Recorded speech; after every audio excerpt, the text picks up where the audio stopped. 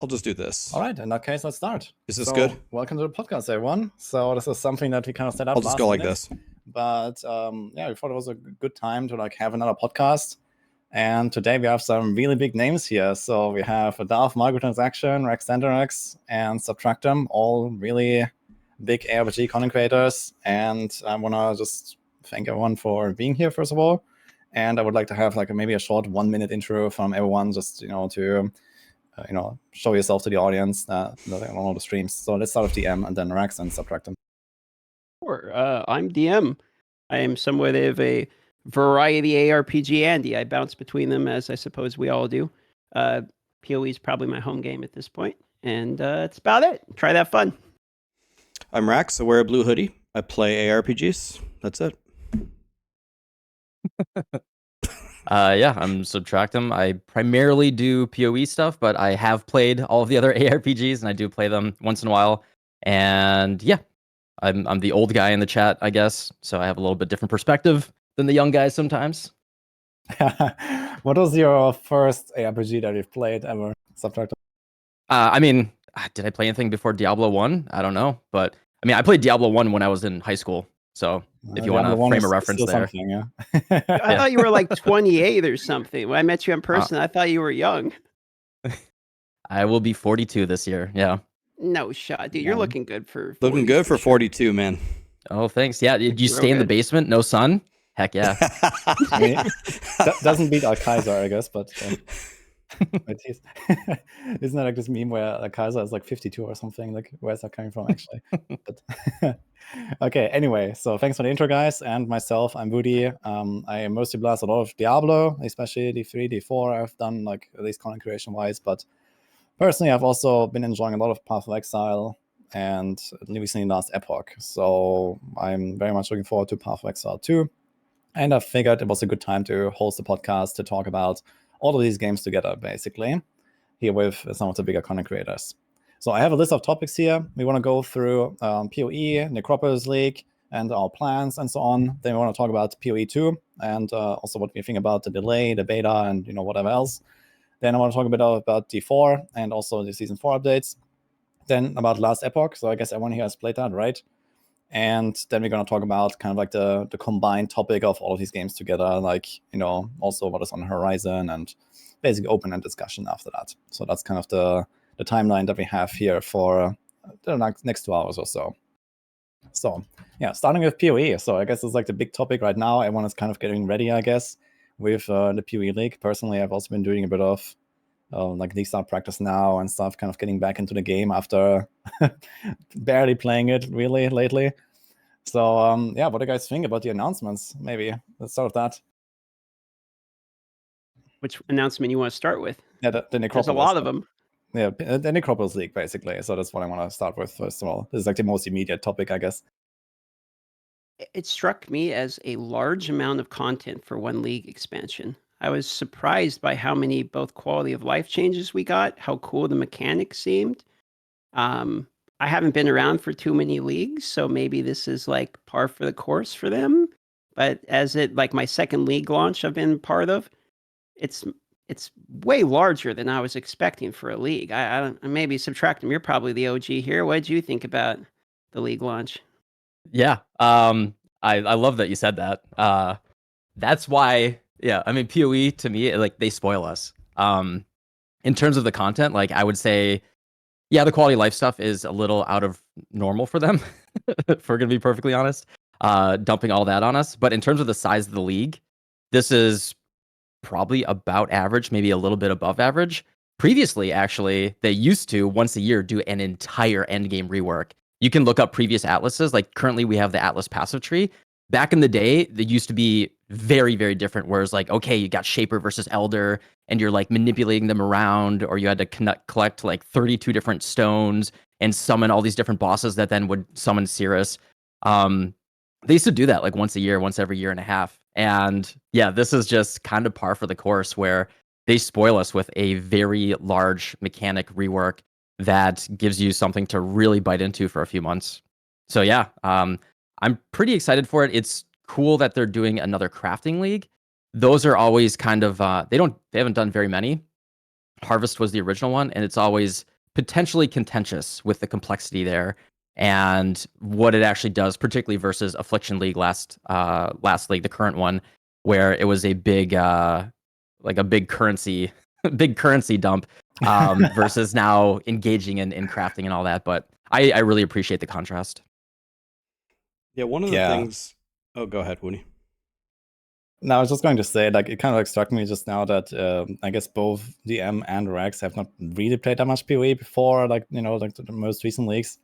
And like, you know, what Subtractem just told us with, like, you know, the expansions of the Atlas and the new end games and stuff like that hasn't really happened in a while, right? And I guess might not even happen again. I'm not sure if they ever said anything about more of that coming in the future now that PoE 2 is coming. Do you actually know anything about it, Subtractem? Or anyone else in chat? Is there like anything they hinted at that something is coming again? But About big endgame rework? Yeah, exactly. Yeah, I was just talking with my chat yesterday, and we're like, we're like, when is 4.0 coming out? We're on 3.24 now, which is crazy. Yeah, I don't know. It's very interesting that they've kind of been going down this path and just kind of iterating. And to me, the Atlas passive tree has been like the biggest blessing and the biggest curse, because it's such a dynamic, great system that they're encouraged more to always stick with it and improve on it, which is like, it's a good thing. It's great. It's a great system. But I kind of miss the old, all right, we're going to throw everything away and do something crazy and, you know, whole new game. And I feel my instinct is that because of PoE 2, they've been kind of stretched a little bit due to that. They're they're kind of split resources, and they're just kind of like more iteration on what they have right now instead of like big reworks. Yeah, chat is saying that apparently they are developing PoE 2 first, and then they're gonna devote more resources to PoE 1. So maybe you're gonna see, like, you know, a 4.0 at some point. I guess maybe next year or something. But Raxx wanted to say something. Yeah. Oh, sorry, go on. Yeah, Raxx was going to talk for a while already. Sorry. Let's go, Raxx. Well, I mean, it's okay. But the thing that I want to add here that I love about grinding your games and everything that they do, they seem to do this very consistently. It's like, imagine if you were working at grinding your games, and on the whiteboard, they had an idea. All right, we're going to do a necropolis league. It's like, okay, there might be some dead guys. There might be some the guys that we bury. But they seem to go all in with the idea every single time. Like, all right, you're going to kill them, and then we're going to cart them away to the morgue, and you're going to see all their bodies there. Then you're going to bury them, and then you're going to dig them back up and craft with it. It's like the level of detail and ingenuity and just the creativity that they have is insane, and it's consistently insane. And, you know, even if the league doesn't go perfectly, like some people are upset that it sounded like in their discussion that they're going to like force the league mechanic on you in all the zones. It's like, ooh, I don't really know if I want that for the campaign, but I can forgive those things when I see the amount of effort that they put into making it great. That's something that I always respect out of these guys. 100%. I always like to say I'd rather them risk having a bad league by just going all out and being creative versus doing something safe and kind of boring, just kind of mid. So yeah, like Lake of Kalandra, most people hated it, but Lake of Kalandra gave us Sentinel League, right? Like we had arguably one of the worst leagues and then arguably one of the best leagues. And I'd rather have the highest highs and, you know, not that low lows. It was still playable versus just everything mid. Mm-hmm. Yeah, like it reminds me of there's like this like parody video from like many years ago where someone is like impersonating the devs, and he's like, dude, like, do you guys know that, like where they like, you know, take, like, he's like imitating taking drugs, and then like, you know, the creativity part that Raxx was alluding to, like, you know, like he's smoking and like, dude, yeah, what if we do this, and like skill trees have been skill trees, you know, like, there's a video like that. It's glorious. So some people might know that. But yeah, it's kind of like the creativity part that Raxx is alluding to, and I really like that about PoE as well. Like, they do crazy stuff, and I see it again with Necropolis, and I'm really excited for the crafting myself. I think DM wanted to say something earlier. What was that? I was just going to go back because we were talking about PoE 2 and about in-game additions to PoE 1. And I was going to say my understanding of that is the gentleman, I believe Mark Roberts, who made the PoE 1 in-game bosses, like the Uber Pinnacles, etc., is the one who is creating the PoE 2 bosses. And so his focus is there. And I was just going to add on to the pile and say, yeah, so I'm sure that more in-game would probably come in PoE 1 once the gentleman who's making the in-game for PoE 1 is done working on PoE 2, it kind of makes sense. Yeah, but I guess on the other hand, we don't have like like a small team, I guess, of people that actually like mostly flesh out the endgame currently in PoE 2, but then they also want to keep building on PoE 2, I guess, right? And probably pretty rapidly. So will that really work out that way without really recruiting more people and like then also like onboarding them like long enough so that they actually get into the groove of making new stuff for the existing game? I think that might be a bit too optimistic, maybe. I don't even. I'm not really. So I'm very very new to PoE. So this might be like a brand new Andy take on this, but I don't even think it's working out badly for grinding gear games, because instead of getting these like again, these additional massive end game revamps, that is not where PoE is lacking, in my opinion. And it looks like they've been able to go back to some of their systems and improve a lot of the quality of life for the masses that people have been begging for a very long time. So to me, it's almost kind of a win-win. They can allocate resources to PoE 2 because their end game is already so in depth, and we're getting the quality of life stuff that a lot of people are asking for. I'm not even mad about this situation at all, but maybe it's just because I'm very new to the whole thing. Oh yeah, no, like in terms of me being disappointed they haven't done an endgame rework, I'm at like a 9 out of 10 instead of 10 out of 10. It's like it's still like, all right, yeah, everything looks awesome. I'm not mad. Yeah, I don't think it's really like that the current endgame is bad or anything like that. It's just more like you're kind of excited for like something new at some point, right? I guess that's mostly what it is. Like, okay, like we had Maven forever, we had the Eldritch bosses forever, and like what is like kind of the next big guy, the next big boss, or maybe like some new type of item or whatever, right? That is kind of like what such an endgame revamp would entail. And yeah, I guess the game is over in a good state, but something fresh would be nice. But I guess that fresh thing will just be PoE 2 then, whenever it comes. So I feel like we potentially did get some freshness to the in-game in PoE 1, right? Didn't they actually add a couple new Uber bosses? Yeah, the T17 this stuff league. looks cool. Yeah. Yeah, so we got literally a new tier map, and then we got a rework in the way that the Uber bosses work with fragments, etc., which I thought was a great change for the economy. Again, I'm new, so I'm figuring this stuff out, but it seemed like it was a problem at least I ran into. It's like, why would I run normal variants off of Uber-based pricing if I'm playing trade, for instance? So I kind of liked those reworks. I thought they were pretty fundamentally good changes, at least from what I could tell. yeah, for sure, I agree with that. I'm actually very happy to see like that is like this, like switch between Uber and normal bosses and also like loot, basically, right? I think that was like a huge mistake, I guess, that they made there. Like personally, I wasn't really like a big boss farmer, but I was like, I saw it immediately back when they made these Uber bosses, and I was like, okay, everyone's going to farm the Uber bosses now because it's just better, and this is exactly what turned out. And now they finally fixed that. So I'm glad to see that this was actually changed. Agreed. Yes. But personally, I'm also excited for the T70 maps. It sounds like these maps themselves are already going to be quite a challenge. And then there's also like a boss attached to that map, right? It's going to be like some kind of like, I guess not exactly Uber boss, but probably pretty tough. So sounds like, it's definitely something exciting to like dive into. Yeah, agreed. I'm looking forward to the challenge, though. It will make it a little bit harder, I feel like, right, to get to Uber bosses on solo self-found. Now you got to do it through the tier 17s, but I guess that's part of it. It'll be kind of fun to see if it's possible for me. Especially my starter got nerfed. I guess Bone Shatter is not exactly in the best state right now. I don't know how overhyped that's going to be, but I heard that got nerfed a little bit. You guys know your starters? Oh yeah. Yeah. Well, what is it? Yeah, I was originally gonna do a ball lightning mana stacking, and everyone's like, I was planning that weeks ago, and then the reworked Archmage actually made it potentially a really, really good starter. And because I just have the hipster in me, it actually made me want to play it less. Weirdly enough, so I'm actually going back to my Frostblink Ignite build that I'm going to be making a Maxroll guide for it anyway. And I really like to play the same build that I made the Maxroll guide for, because I can kind of play along with people that are following it. And that's going to be that's just a really fun, solid build. Just Ignite Elementalist as an archetype is really, really strong. The most popular one in like hardcore soul self-found would be Detonate Dead.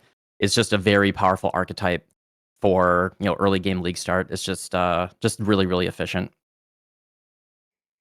Sounds fun. Yeah, I heard about ball lightning and Archmage being potentially really strong. So that sounds exciting. I've never played ball lightning myself, But personally, I'm actually planning to do DD. I've never played it, and I want to go hardcore and try to do all the Ubers this time. I've done them on softcore a bunch of times, but never on hardcore. So I figured this would be like a good league to try it, especially the tier 17 stuff. So I'm going for that. Nice. So I'm very, very clueless, and I'm getting pulled in every single direction. What I really wanted to do, one of the most fun builds that I've ever played in my very limited time, is Bone Shatter Jug. That's what I wanted to play. I played it in the Gauntlet. I loved it. I wanted to play it a lot more this league. And then I watched Karn's video, and that made me very sad because Karn made it sound like the world is ending, and Karn's a smart guy. So now I'm crying. And my chat's telling me, Bone Shatter's not even that good for bossing anyway. And then they say the best choice is Detonate Dead, but don't play Detonate Dead because everyone plays Detonate Dead. So go play this build, and then 300 chatters say that build's dog shit, play this build, and then the other 300 say no, that one's dog shit. And it's just like I'm very confused. I have no idea what to do. I have no idea. Was the nerf so huge to Bone Shatter? What happened exactly? I'm not. It's 100% pretty aware. rough. Yeah, it's pretty rough. I mean, go on, Raxx. I think one of the problems is that the war cries used to be, if I'm understanding this correctly, the war cries used to be instant from the passive tree, and now you have to grab it from a gem, and there's also a mana cost reservation. So it's a mana issue and it's a gem issue, and those are two things that Bone Shatter really has almost no ways to solve. Yeah, You okay, got I see socket that. pressure. You just run out of the sockets, really, unfortunately, at the moment. Yeah, the left mouse thing and all that automation stuff is they said it. They said that it was a miss. There's solutions to it. Like yesterday, I did a test run just to Act 5, and I made sure I didn't put my steel skin on left click anymore, and I was putting it on W, and it was just, you could feel it was just a mechanical downgrade to playing. It was like, okay, well, I can wait until I can get cast one damage taken. But normally steel skin, you also want to use it to remove bleed, and it was just so convenient to have it on left click. And like, yeah, the automation support's there, but like Raxx was saying, like the socket pressure, mana cost, it just feels worse. It's just overall feeling worse. Which is unfortunate because those support gems are cool. They enable some really cool things. Like brand recall looks insane. There's gonna be some really fun stuff on like Saboteur with brand recall, but yeah, it was a real weird solution. I get what they're trying to do because like, in what game do you just put a primary skill on your left click as like a mechanical workaround? But I always viewed it as like a quirky thing about Path of Exile that was like kind of fun and interesting, but I guess they didn't like it. Yeah, I mean, personally, I'm kind of on board with the change, but I think what I should have done is like make the gem actually good, like it seems like it's just a nerf, right? Like you have like the same, like I think it even has like reduced cooldown recovery rate or something as well, right? It's actually just a nerf using that gem compared to before where I didn't need a gem and you had the autocast. And if they had made the gem like an actual upgrade, I guess it wouldn't be so bad, if like your cooldowns were faster instead, or maybe some other perk, right? There could have been some stuff. And now it's just kind of like, yeah, like everything just that you start just feels worse now, I guess. So that's kind of the main downside here. I guess it's mostly a tuning issue, if you ask me. I don't really have an issue with the left click removal as much because I'm newer, so I haven't had leagues of me like getting so used to it that I feel the impact of it being removed. The one that hurts for me is the war cry, because like I did Bone Shatter Jug last time. I liked it a lot. It was the farthest I got, so I want to do Bone Shatter again. It's the instant notable that got removed for the war cry. That's the one that like I'm feeling a little bit more than necessarily the left click change. Yeah, the instant note is really nice. I agree with that. So losing that is very sad. I agree. So just to kind of like reiterate here, like the high level thinking, when Grinding Gear Games says, hey, we want to remove this mechanic where you left click and you cast skills because it's not intuitive. A new player would never pick up on this unless they essentially saw someone else doing that. I 1,000% agree with removing these bizarre mechanics that probably shouldn't have never been there in the first place. It was so weird to learn about it when I came into PoE and I force move. And you can't rebind left click. So I'm using X mouse to map my left click to force move my side mouse button, and then binding the buff on left click in order to even play. Like you feel like a velociraptor. You're playing this super weird setup. I don't mind them fixing that. It's just sometimes, this happens to everybody, is sometimes you win and sometimes you miss on the solutions. One thing that this is one of the scenarios where I don't have it in my mind. I think a lot of people think this, that content creators feel like they have all the answers all the time. They don't. And being a content creator does not mean that you are a developer either. A lot of the content creators, like myself, for example, might be the worst game developers ever. But I have seen multiple times for other games where a company is trying to fix a problem, and it's going to have a big impact to the community, and they'll run it by the content creators. And a lot of them, after seeing this announcement, were instantly able to pick apart why it bricks so many things. So I think one thing that Grinding Gear Games could have done is maybe asked a few more content creators, what kind of an impact would this have on all these different builds, and will this be fine to solve? Because it sounds like a lot of them picked up on it right away, me not being one of them, that it's going to break a lot of stuff. Yeah, I think that's something that in general GG could probably do more of, right? I'm not sure exactly how their beta and alpha testing of leagues works, but I know they have some small testing program that's secret. But I think most of the content creators are not actually part of that, right? They probably have some kind of small player program or something. But yeah, it seems like sometimes these things kind of get through the cracks, and then it makes it into the game, and everyone just hates that change, right? And you could have avoided it, I guess. So I think that's a good point that Raxx is making. That's for example, something that I guess Blizzard probably does a bit better there. Where at least from my personal experience, being Diablo, having a Diablo. They do good in Diablo 3 at least. And stuff. Diablo 3, we always had these round tables, and there was Raxx and me and some other guys chilling with the developers very often, and we would talk about stuff, and very often there would actually be some actually good changes coming out of that to the game. So yeah, or at the very least it would prevent a catastrophe. That would happen. So yeah, I guess there could be some better consultancy earlier, maybe with content creators or players, or high level players. It doesn't have to be content creators necessarily, right? I'm not sure how GG does that. Yeah, it's the one counterpoint I would say there is, because the Path of Exile game is such a large sandbox, and this is the way they view it, is they will purposely add items that they have no idea if they have any use in the game. And they will just toss them in there, and many times it'll be 3 years later, there'll be one patch note, and then someone will remember that oh, this item was really bad before, but because of this one patch note, I can combine these items and get a 0% cooldown and break the game. And that's the way that they view the game as well, where it's just sandbox, and they are willing to absolutely break things, try not to make things blow up the servers or anything, but they're willing to make those kind of changes. So for example, they've made changes in the past where it will one of the most common league starters, the most recent example to me is Impending Doom, where they changed the way that Awakened Spell Cascade works, and you can't get the same overlaps that you used to as easily. And it literally made it not a viable league starter. And we didn't know it was one of the most common ones. It was getting hyped up, and they just deleted the build from the game effectively. And they actually so many people had league started it that everyone cried after, I guess verifiable and justifiably, everyone cried that league started for the first day. And then they're okay, we're going to undo that change for this league. But it's gone next. This build is gone next league. It is gone because we don't like the way that this interaction works. And they're willing to just say, hey, this is the direction we want to take, the way that these things work. Yeah, you played this one build for a while, but they don't view any build as sacrosanct. It is always hey, this was a cool thing. You were able to play it. Cold Dot. Cold Dot is one of the most core builds that has been around forever. It blew my mind that they just said, yeah, Vortex no longer good on left click. You can't do it. And that was one of the core things that made it comfy to play. They're just willing to make those really big changes. How much they triple nerf Tornado Shot this league. That came out of Tornado Shot's always been that good, and that the fact that they're willing to just nerf it like that and leave Detonate dead, what the hell? Anyway, yeah, I think they view the game differently and the builds differently than other developers that might be okay, well, we need a good fire build for the Sork. The Sork needs a good fire build, so we're gonna we have to make sure that every skill is viable. GGG is gonna be yeah, no, that skill sucks. Deal with it. Yeah, don't use it.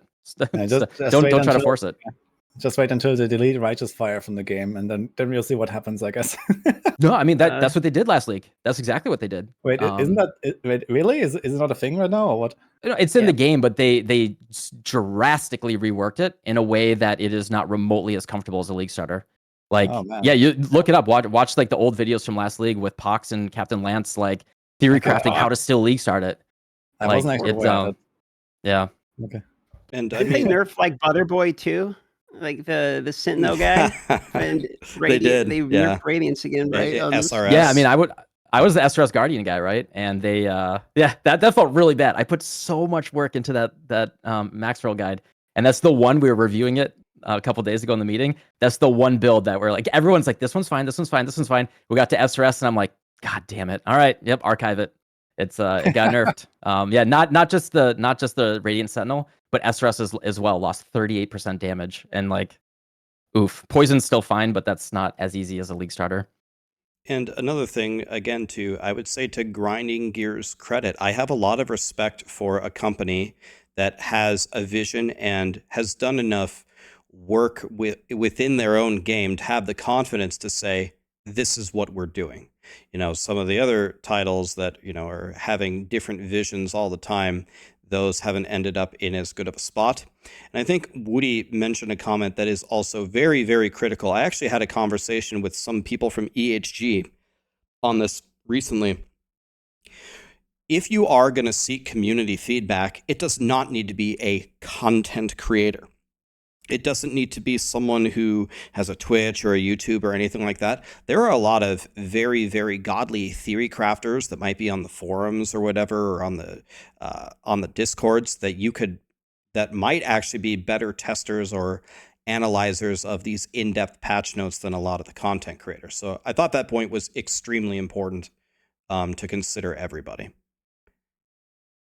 Yeah, absolutely. I mean, especially like in PoE where you have like, races and, like you actually have like, these letters, like gauntlets, whatever. They can literally just like send a message to like the top 10 guys in a race or something and say, hey, you want to test the next patch for us or something? Like, I guess a lot of people would say yes, right? Like, I mean, they could just keep Ben on speed dial for GGG. They could just call him up and he'll answer all their questions. That's fine. I guess even Ben probably doesn't know like every single thing about every single thing. I wouldn't say that. I don't know.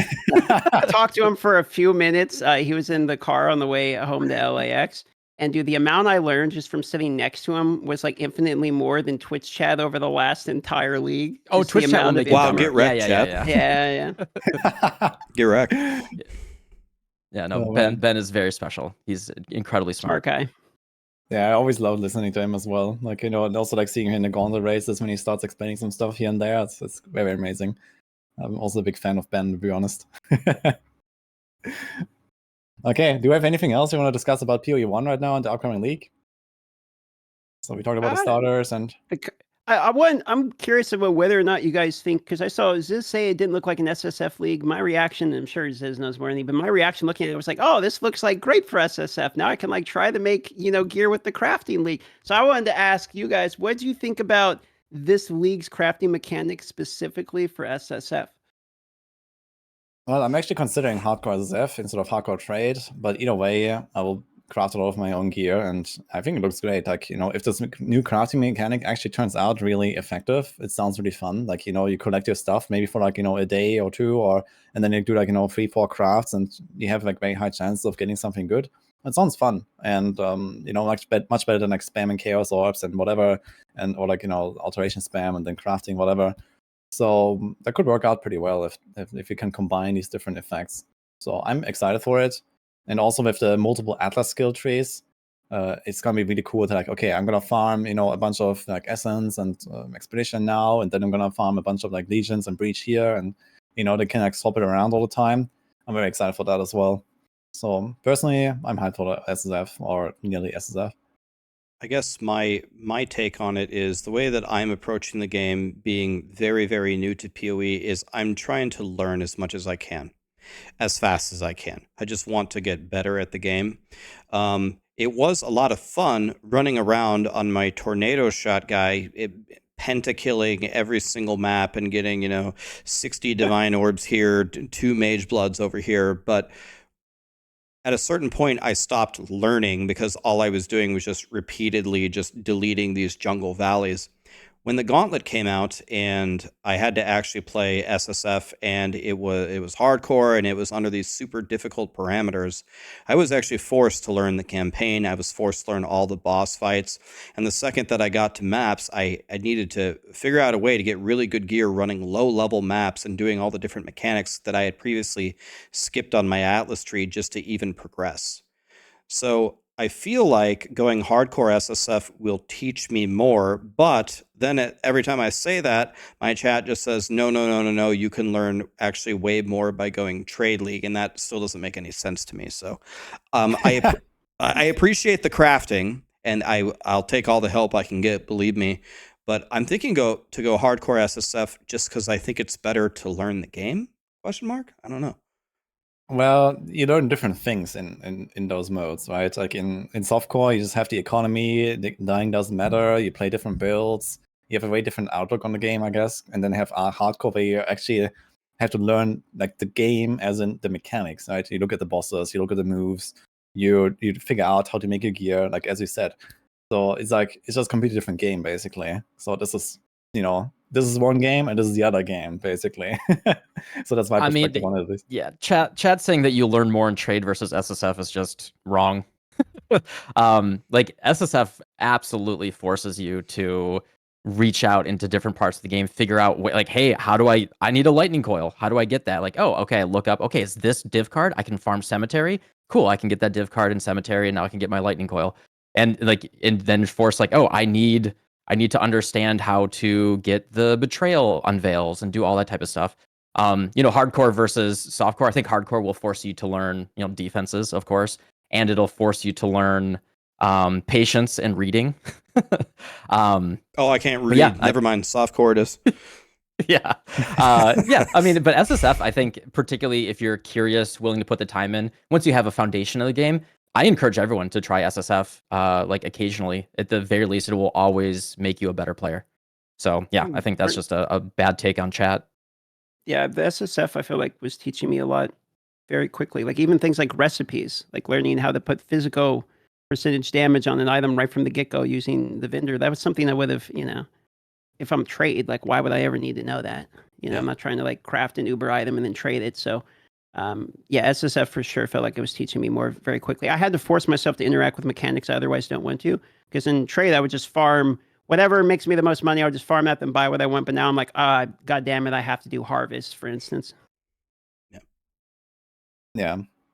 I guess again it depends on what you're actually trying to get out of the game. Like most people are softcore trade enjoyers, and the knowledge that you get in hardcore SSF is not a one-to-one applicable, I guess. So this is probably why chat has these takes, but I can also see that what's upset.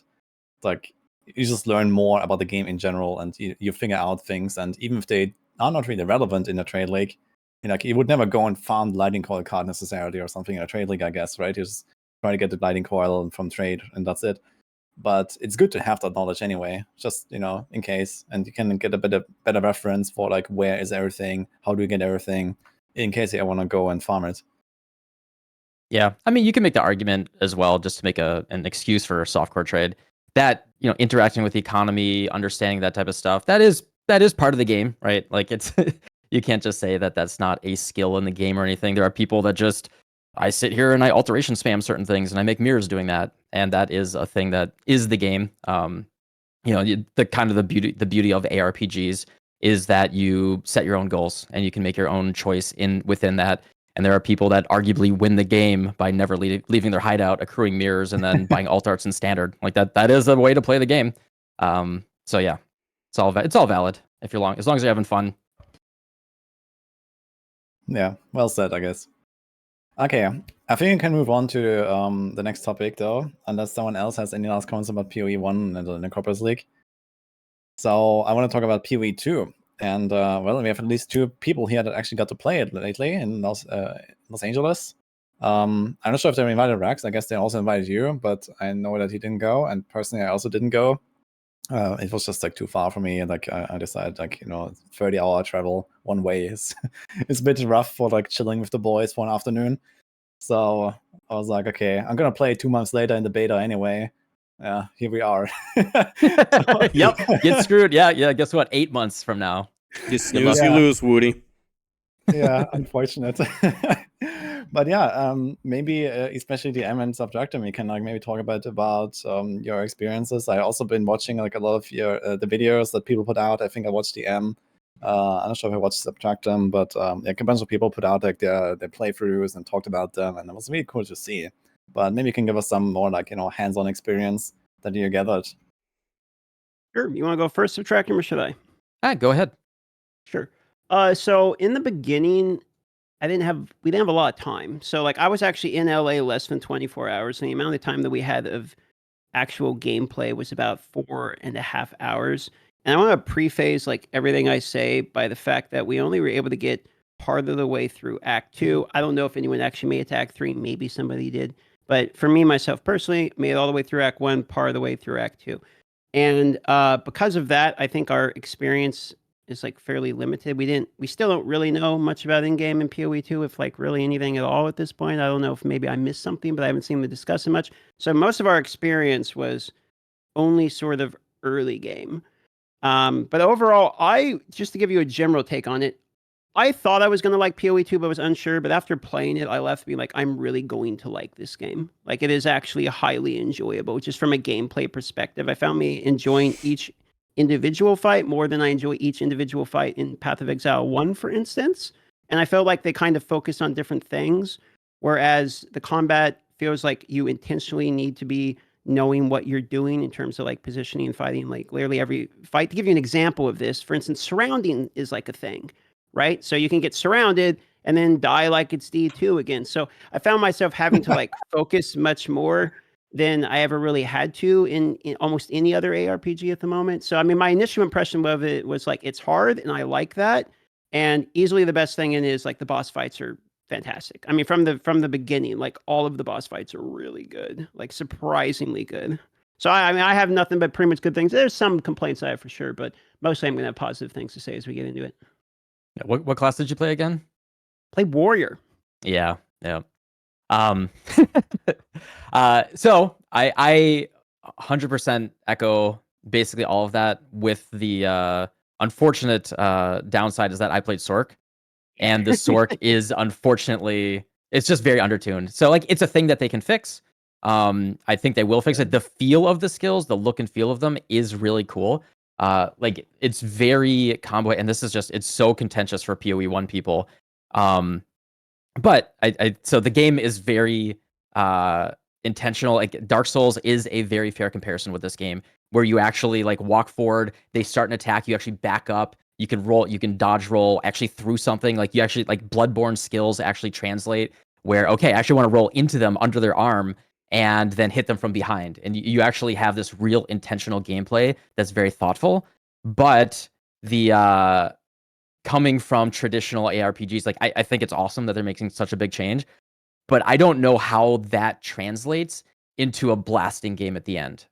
And like, can they keep that and keep that soul of that and make it fun for doing hundreds and hundreds of hours with that much intentional gameplay? Like I love Souls games, and I've beaten most of them multiple times at this point. But I don't want to sit there and grind Dark Souls 1. I'm not Lobos Jr. Like I'm not going to grind Dark Souls 1 for 12 hours a day every single day. And I think that's if they keep that feel all the way into the end game, where, because like the actual like white mobs and the trash mobs were an experience, like that was a very different experience. Like my comparison was Undead Burg in Dark Souls 1, where your first experience, you walk up the stairs, there's the bridge right there, and you're like, all right, I'm just gonna walk across the bridge, and there's 2 skeletons to your side that if you don't take them out, or you don't know how to dodge roll their arrows that are coming in, you're just done. You're just dead right there. You get stun locked on the bridge. You're like, well, F this game, uninstall them out. But if you stick through it and you push through, you figure out how to take on the encounter, it's very satisfying.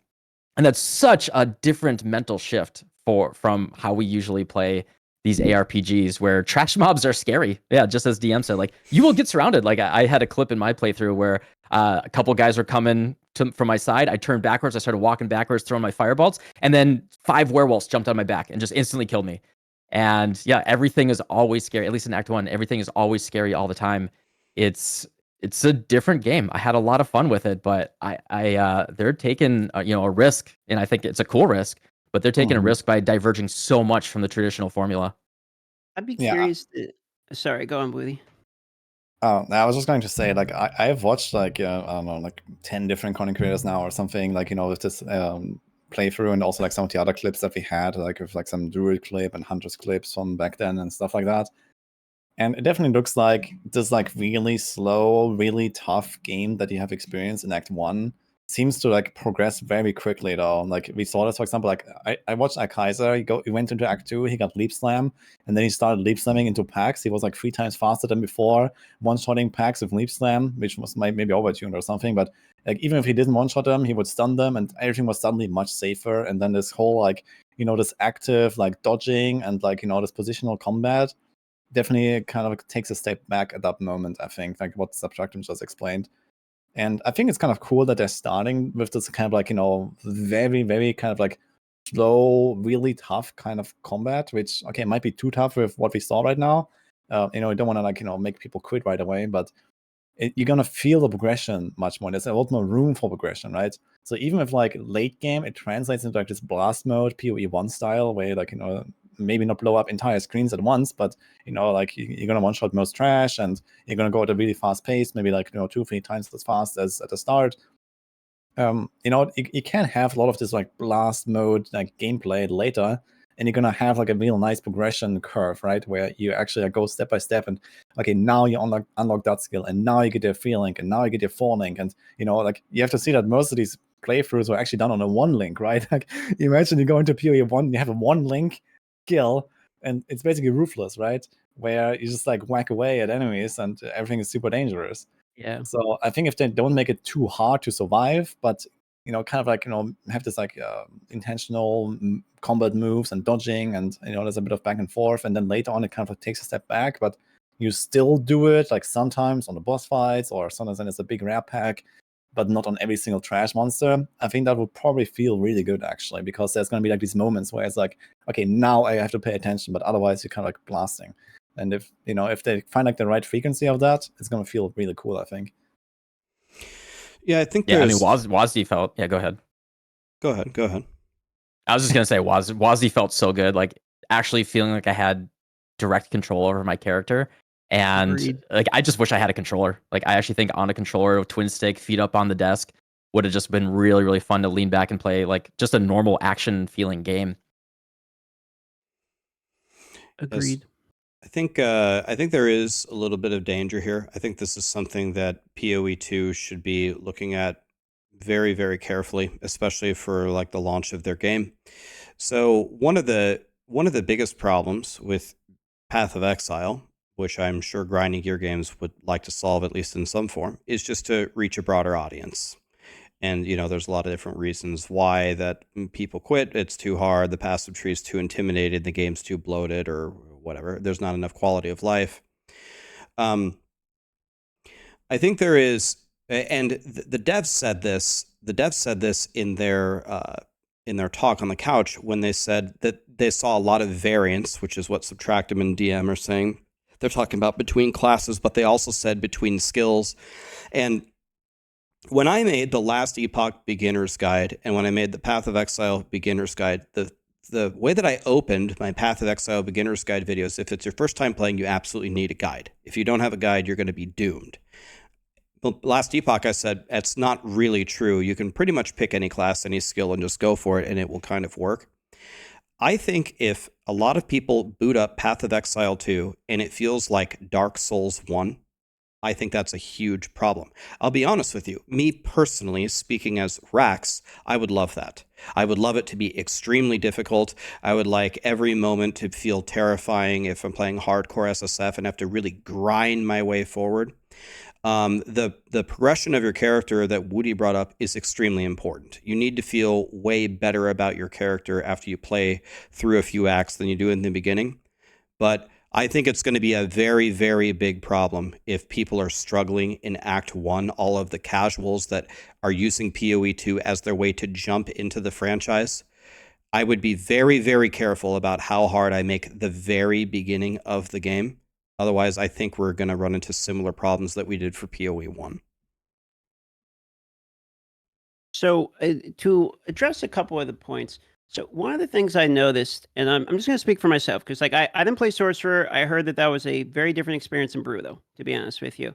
But as a warrior, one thing I noticed was it wasn't necessarily the DPS was lower in PoE 1 versus PoE 2.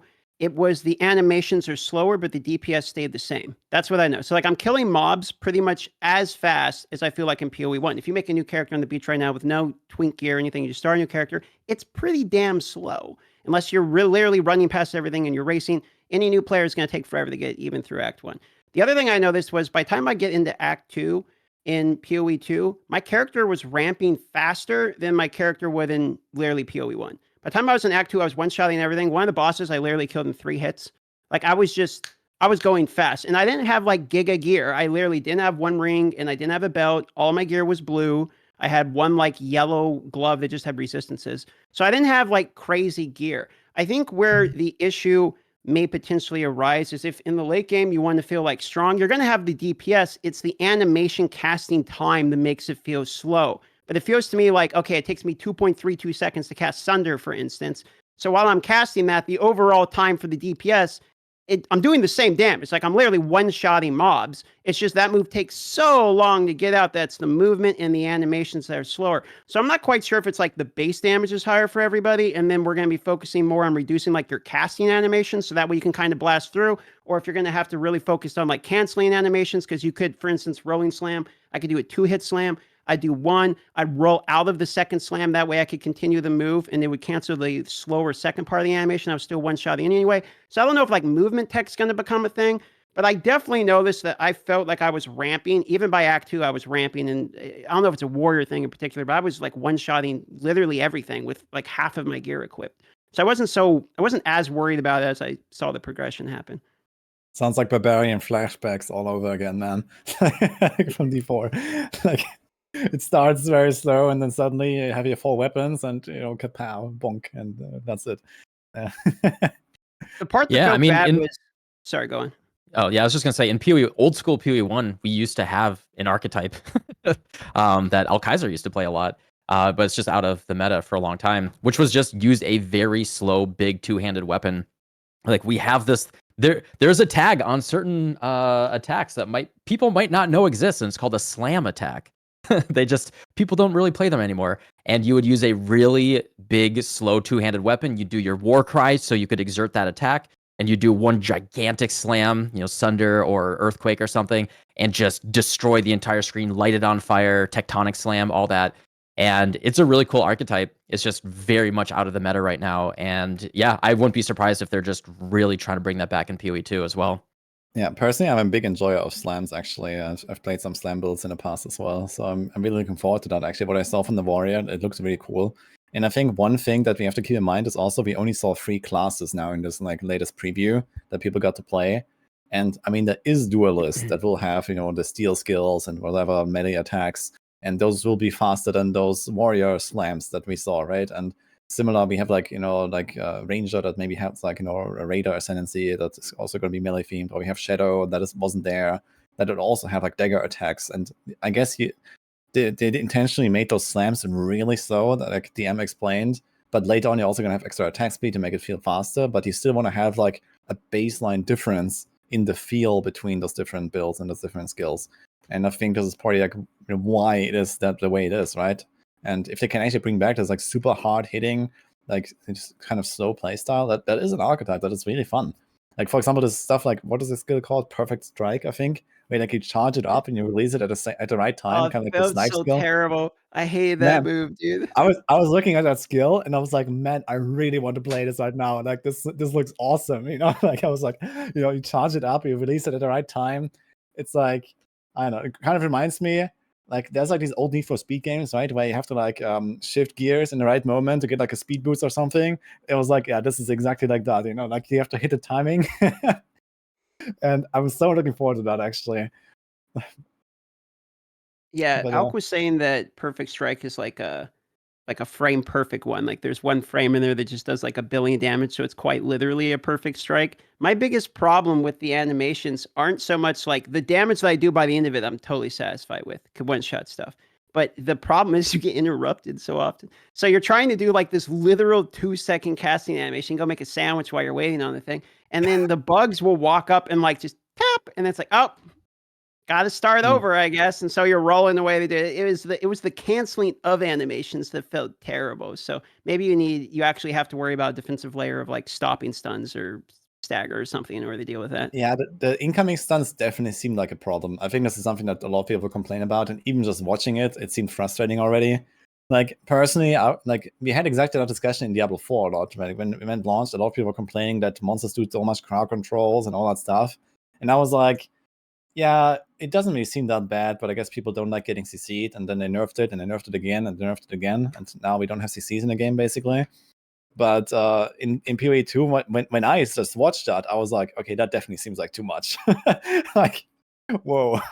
And yeah, like I guess like especially you haven't played it. I'm not sure how was that for the Sorg, maybe Subtractem.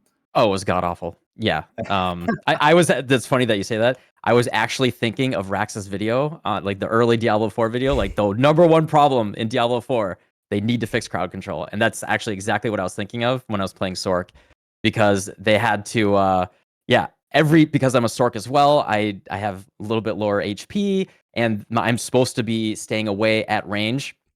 But I was like, okay, I'm gonna use cold skills. I'm gonna chill them. I'm gonna freeze them. But I had like a literal 2-second cast time on some of my skills. Like one of the combos was throw a frostbolt, and then you would cast an ice nova off the frostbolt to try to freeze the enemies. But by the time, like the chill was so ineffectual, by the time the frostbolt was in range to then start my ice nova cast time, there would be 10 bugs in my face, and I'd just be like stun, stun, stun, and then I just like roll backwards, and like, okay, that just gives them an opportunity to get behind me, and now I'm just surrounded. Sork felt really bad. I think they could have tuned that. I was talking with my friend last night, like, at what value does stun, particularly in this context, really add when you're already taking the damage?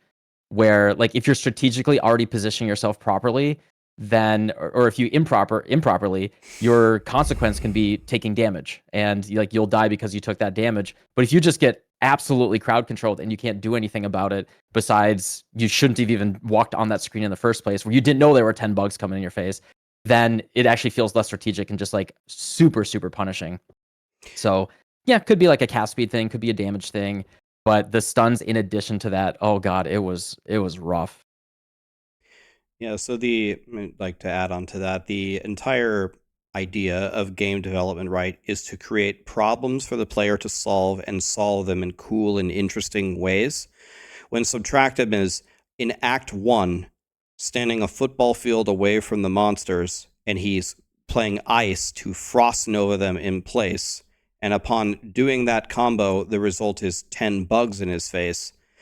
And then what is the solution? You're constantly backpedaling in order to engage in a fight. That's probably not what they're going for.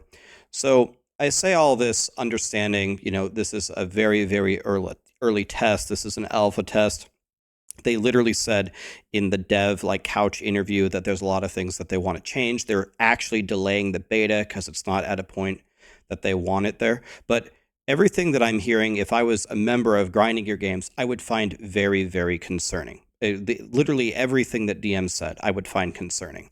Where, okay, I'm struggling in Act 1, but in Act 2, I can one-shot everything with bad gear. And by the way, I have this attack where it's like a dual hit, but I roll cancel mid-animation because I only need the first part of my hit with bad gear to one-shot everything.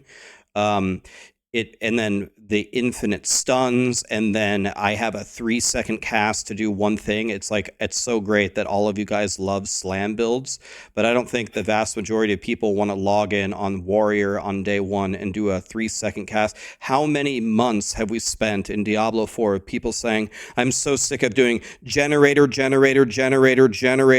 upheaval, and I guess in PoE 2 at least it's killing them, but the upheaval brings them to 70%, and then you go again, generator, like the whole, I haven't played it, I understand it's an alpha, they said it's a problem, they're going to fix it, but the whole user experience that you just described, is just nothing but red flags to me that they need to address. Really funny that you mentioned that, because the other issue that these are just my two main issues. I do want to say I really think there's tons of potential. I think it's going to be a great game. But my other main issue was, as Sork, the mana sustain was near zero. I basically had to port back every other pack of monsters to get my mana back. So you get a default little ding ding attack on your weapon. It's effectively a generator. And actually, some of the boss fights, I only spam that skill because the cast time on my active skills, my ones that cost mana, were so high that I would actually just output more DPS using my generator. And yeah, it had that feel. I'm just shooting this tiny little purple line at the enemy until it dies. Potions, bro. There's something wrong with the potions. Like for warriors, I was hearing the same thing. You gotta go back and get HP pots. And what was it? Gazi's sitting to the left of me playing sorcerer, and he is like moaning every 10 seconds. I gotta go back to town again to get mana pots. And then I'm saying the same thing about HP pots. It's like, bro, this is terrible. What I'm having to do is run from the little maggots during the worm fight to try to get the portal open so that I can go back to town to get potions instead of just killing the little guys and getting potions off of them. I'm literally kiting till I can get an opening to go back to town, to interrupt the boss fight, to get the potions, to go back. The potions were like not correct. And maybe I was doing it wrong. Maybe I had to buy them, but it's like, it seemed like a unanimous feedback I got from everyone where it's like, there's something wrong with except rangers, because you could just generate potions, I guess, over time. But sorcerers and warriors were not enjoying the potion ability for sure. Yeah, listen, we heard your feedback. We're gonna disable town portal in boss fights. How about that? A good situation. No, but to be real, I guess that is a huge problem. Either it's like the mana pots or it's the health pots. I guess they can solve that with like maybe a bit more like, tuning on the cost of spells, at least for the mana side, and maybe like some more tools to solve mana early on. Maybe they can like put mana regen very early in the skill tree or like the passive tree, or there could be like a clarity aura. I'm not sure if that even exists in PoE 2 right now. Like, I know there was like heralds, but I guess you get them in Act 2 or something, but I'm not sure about clarity, for example. So there are tools like that, at least in PoE 1, where maybe you could have more base regen and yeah, it's just better tuning, I guess. It's mostly a tuning thing, I believe, that they have to get right there, and I guess they're very far away from getting that right. So yeah, I think like we actually know, I did find one. I had a mana flask that had a suffix that generated a flask charge every 3 seconds or something, basically the ranger node. And I think it's just the problem that Raxx was saying earlier, where Act 1, it just feels like Act 1 is tuned in such a weird way, because everyone that got to Act 2, unfortunately, I wasn't able to get to Act 2 because there was a bug progressing past the executioner. I had to kill him 5 times. Yeah, I had to kill him 5 times. I called over one of the devs, and he was like, yeah, you just got to keep trying. So I got stuck at the end of Act 1. I didn't get into Act 2. Took me 3 times. I had the same bug. You had 3 times? Yeah. The door didn't open, yeah. I ran out of time after 5. It feels like Act 1 is tuned in a way that is maybe that's just their ruthless vision, and they're like, okay, Act 2, welcome to the fun time. And maybe that's just, I don't know if they want to do that. I think one of the biggest problems with PoE 1 right now, just as Raxx said, like the rows in the mud flats, like I think they're laughing themselves to sleep every night. Like, haha, look, everyone's getting stunned and die. Like, they have an 80% death rate in the mud flats until you learn to get good, I guess. But Roas like, are like the most deadly creature in raid class, I guess. It's crazy. You watch Tai Killer. Well, Reese says he's one of the like top 3 speedrunners in the world, and he will die to Roas, and he's like, all right, go back to RuneScape. I'm out. Like, that's crazy when one of the best people in the entire world dies so sick. And like, the brutal world of raid class is unforgiving. And it's like, the thing is, it turns off people so bad. I've had friends that literally uninstall after Brutus. Like, they get to Brutus and they're like, that was just not fun. That like, and you can get good and maybe that's the experience they want. But I think there's so many people that would love the game if they could just get to the end game and engage with a little bit. I'm actually using Last Epoch right now. I got a few friends that are playing Last Epoch right now, and I'm using that as kind of a launching pad to get them into PoE. Like, all right, you like the crafting, you like some complexity, you got loot filters? Well, come on down. We got that times a billion. I like the basic vision from grinding gear games, right? Like Diablo 2, I think a lot of people would consider the Diablo 2 the greatest ARPG ever. And one of the reasons why Diablo 2 is so beautiful is it's difficult. It's very, very unforgiving. But the thing is it's it's a fine thing to balance, right? You need to let people at least log into your game and play through, like, I don't know how many acts the campaign is going to be in Path of Exile 2, but you got to let them at least get through Act 1 without being met with a tremendous level of difficulty. They've got to be able to engage with some of your boss fights. They've got to be able to not know how to animation cancel, not know to port back to get extra potions in order to at least get rolling in the game. They don't need to make it face roll. There's no way you can lose. But it sounds like currently it's very, very overtuned. And that, to me, it's a critical mistake that you can make, because like Subtractem said, you can lose a lot of people very, very quickly. Like when it's like job interviewers that are reviewing your resume, like a common theory is that they look at it for like 5 seconds. You got 5 seconds to get something interesting on the page, or they're going to move on. If the people play for 15 minutes and they've died 3 times and they're out of potions and they're out of mana and they're constantly swarmed and stunned, they can't kill anything, a lot of them will just uninstall the game, and you never know. That could have been a lifelong player if they could just have gotten far enough to get the snowball rolling to have some fun. On the other hand, they do need to put some difficulty in the game, because that's what makes a great ARPG. You got to, again, developers have to give you problems and give you interesting, fun ways to solve them. If you just win, they haven't created a problem for you to solve. It's tough to balance. I don't envy being a developer, but I do think this requires a lot of attention. You only get one chance to make a first impression. I think it was in the Preach interview, or it was in one of the interviews where they were talking about the difficulty of the games, and he asked about his philosophy on that. And what he said is he wants you to die twice to a boss, actually this might have been your interview. I forget whose it was. It was someone's interview I was watching that said he wants you to die twice to a boss and then on the third time get it. And when it comes to the difficulty of it, I felt like the frustrating difficulty was from the normal mobs, but I never actually felt frustratingly difficult from the bosses. In fact, I felt an achievement after having beat the boss, even if I did die multiple times to the boss, because I learned the mechanics of the boss. But when you're getting cheese from the wall, from a guy who's the same color as a wall, then falls on top of you in the equivalent of Maggot Lair, where you're walking in a linear path and you literally can't avoid it, that shit pissed me off. And I didn't feel like it was a skill gap. It's just, okay, fine, you guys cheesed me in the same like a Kaizo block Mario level. But the beating the boss for me felt like, okay, it's difficult, but I enjoy a difficulty at the boss portion. So I'm wondering if maybe they tune it a little bit, either give you more potions or make the individual portion of the monsters a little bit more manageable, but the bosses, they keep it the difficulty. Because I really thought the bosses felt, I don't know how you feel about the bosses Subtractem, but all of the ones I did felt like this is good. Like the balance of the bosses felt very fair to me. Love the boss. Yeah, I have no notes on the bosses. They are the highlight, by far the highlight. And that's actually what has me the most excited about the game, is that executioner boss specifically. The intro with him just like cutting someone's head off, jumping down, the sound like swells and you get this big boom when he lands on the ground, his gigantic sunder, how well telegraphed absolutely everything was. And then like I died a couple times on him, but then when I got it, it was basically a no-hit run, and I just learned the mechanics. It felt so satisfying to kill him. A little disappointing on the loot that I got, but like really, really satisfying to like learn that mechanic, kill it. Like I love that.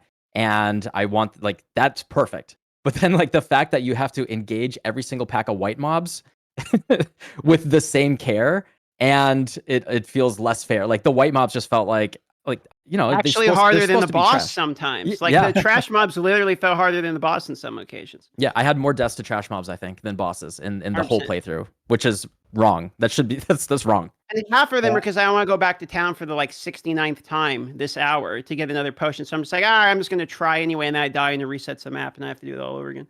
Mm-hmm. Yeah, we heard you. We're going to make the well in town replenish twice an hour.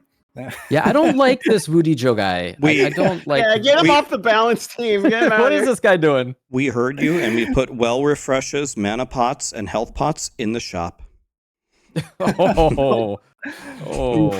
Yeah, MTX value. Some Dragon's Dogma shit. Damn. 800% value there. Okay. But yeah, I mean, I guess what they could do is just like, I guess you want to have like a bit of a break from like these intense boss fights, and when you go to the next zone, right? You finish the boss, it's like at the end of the zone, you go to the next one, and kind of like, you know, maybe they could probably do a lot more of like density as well, where it's like, okay, you start small, there's like, you know, individual monsters, and you kind of like learn their mechanics the first time when you see them, and you know, then there's maybe like sometimes these pack of monsters where it's like 10 of them or so, and suddenly, you know, this is the moment where you have to be aware and not get surrounded, and then do your slam in the right moment.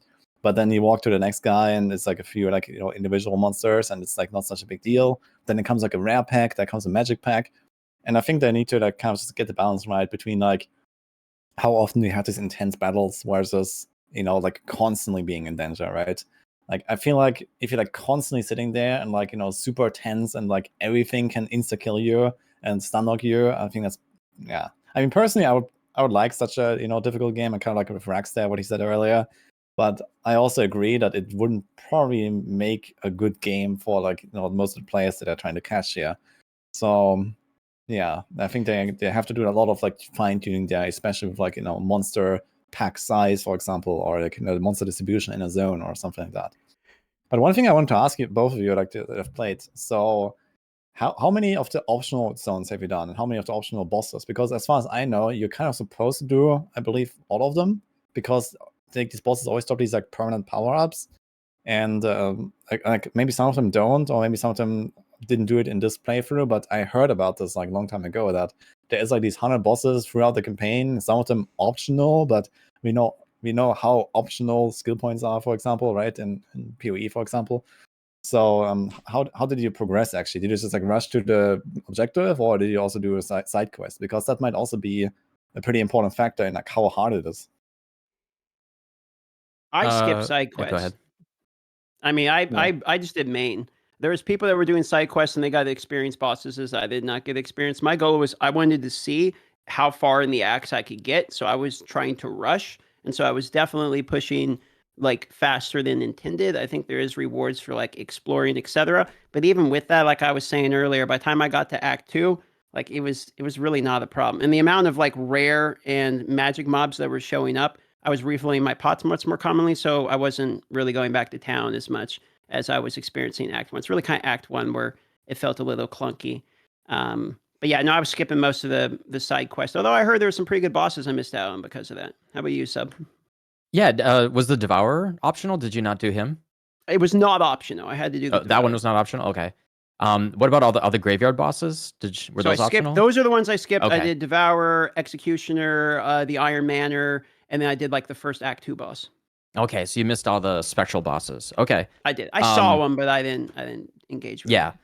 So for me, unfortunately, because of Sork, I guess I did do all the optional bosses, and I didn't. I got multiple gear items that had +1 level of all chaos spell skill gems. There is not a single chaos skill gem in the demo. So that I got things. They looked cool. It potentially would have been really cool if I had chaos skills, but yeah, there weren't any power ups for me there. And unfortunately, also the passive tree, which is very, very, very rough right now. Like if you looked at the outside of the passive tree, it would say like critical 1, critical 2. It was just demo stats right now. Basically after the first 4 or 5 passive nodes, everything I had to go to anything else that had value for my character. It was like six or 7 travel nodes to get to something that had value.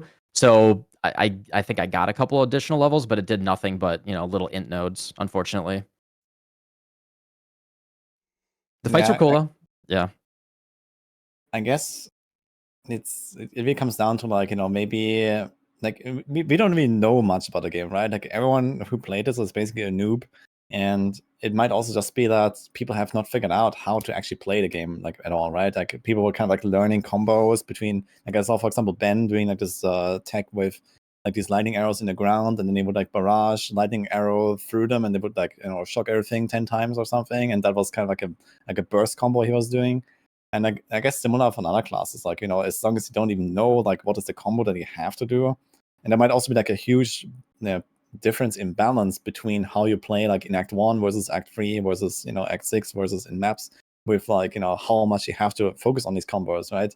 So maybe it's a completely viable that you just go like mostly auto attack in Act 1, and this is how you play Act 1, and then it kind of like, you know, you have like this progression again, right, that I talked about earlier, where, you know, you start feeling the combo being actually useful maybe in Act 2, and then you get leap slam, and then you like leap in and you do a combo and everything dies, and then in Act 3 you get like the next thing, and then in Act 4 you get another thing, and suddenly it all comes together. And maybe it's just also like a matter of not really understanding how the game in general works, and something that people can figure out over time. I'm sure that if you have exactly the same game as now and let people play it for like a month, then this footage will look very different from what we saw from like people playing it for 4 hours in Los Angeles. So this is mostly the point I'm trying to make here. Right. And that's completely true. People are going to get much more knowledge about the game, even if they don't change it, and they're going to do it much better, and the playthroughs are going to get easier. But to play a little bit of devil's advocate here, again, like, not to just keep reiterating the same point, but the first playthrough is going to be make or break for a lot of people. A lot of people are not going to give it a month of time for people to figure out the meta so they can learn Ben's tutorial on how to do a Ben combo with the lightning arrows and all of these crazy things. The game needs to be viable without this experience. It needs to be viable without a YouTube video from Ben teaching us how to be a god. But yes, the landscape of the game, even if they don't change it, we'll get better at it, and we'll figure it out. A kind of a hilarious parallel here. I was trying to figure out. So in last Epoch, a lot of people keep asking me to make some kind of rune master guide. And I have an endgame rune master, and my rune master absolutely fries. But the whole path to getting up there was not that clear. It was kind of rough. And so I was like, well, I can't just make an endgame rune master guide and say, all right, everybody, well, get to 80 and get all this gear, and then you're going to destroy the game. So then I was looking for different ways to level up with nothing, and trying to find a very clear-cut way to level up. And I know there's one really overpowered skill, Glacier. Glacier destroys, it obliterates everything, I know that. But people are like, oh, try Fireball, try Lightning Blast. No, Raxx, Fireball, but you have to take this unique. Well, what if I don't have the unique? Oh, well, then Fireball's not that good. Okay, it's like, so I have the knowledge to level up with Glacier to be able to play this Rune Master in the endgame.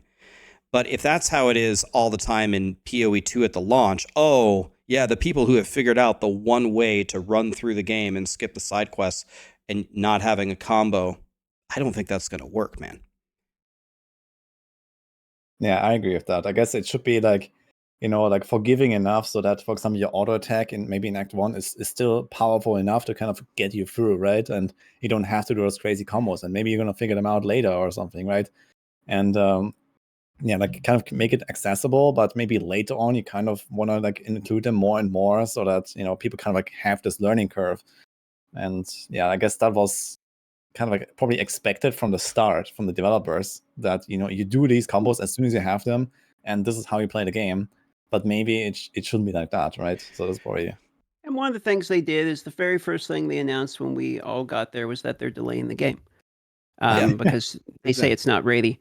So Yeah. I obviously they agree that it's not in the state they want it to be. And some of the logic that they used when they were delaying the game was because they added WASD. It changed kind of the balance of everything in particular. Now that you can move while attacking was something that they wanted to add, and that actually influences everything from how fast they need to make the mobs work and the balance of everything. And like Sub was saying earlier, obviously the skill tree isn't finished. So I don't think it's necessarily in the state that they want it to be, or else probably the beta wouldn't be pushed back. So I am kind of curious to see on what changes they do implement after everyone has had some testing and some feedback on it. The part that I keep coming back to, and like the reason I would want to play the game, and I don't know if this is what they're designing the game for, but for me, it's like if I got through PoE 2 and all the acts, and I get to the acts and I killed all the bosses, I will have felt like I had a good time, regardless almost of what the end game looks like, because of the way that they made the bosses, where each one of them feel like a unique individual fight. And because we have 100 plus of them, I think they said, that if all of them are at the level of the ones that I was able to experience, it's going to be an enjoyable time. If even the time in what PoE 2 is just go through the campaign, kill these bosses, defeat all 100 bosses, I'm still going to enjoy it for what that is. Maybe it's not the PoE 1 in-game blasting everyone once. Maybe it's not the focus on making your character and the builds and all that people are used to. But the actual part of playing the game and fighting the bosses was really good. So I'm hoping that maybe the rest of the balance etc., gets figured out. And to be honest, I have faith in that aspect because GGG seems to deliver out of almost any company we've seen so far.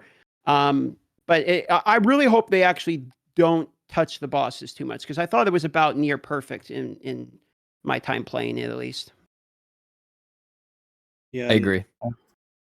one thing, not to go on like a tangent here, but one thing about these games that I'm learning much more this year, and again, in no way am I trying to pick on Diablo 4, but I'm just going to use them as an example. I guess another example would have been Diablo Immortal.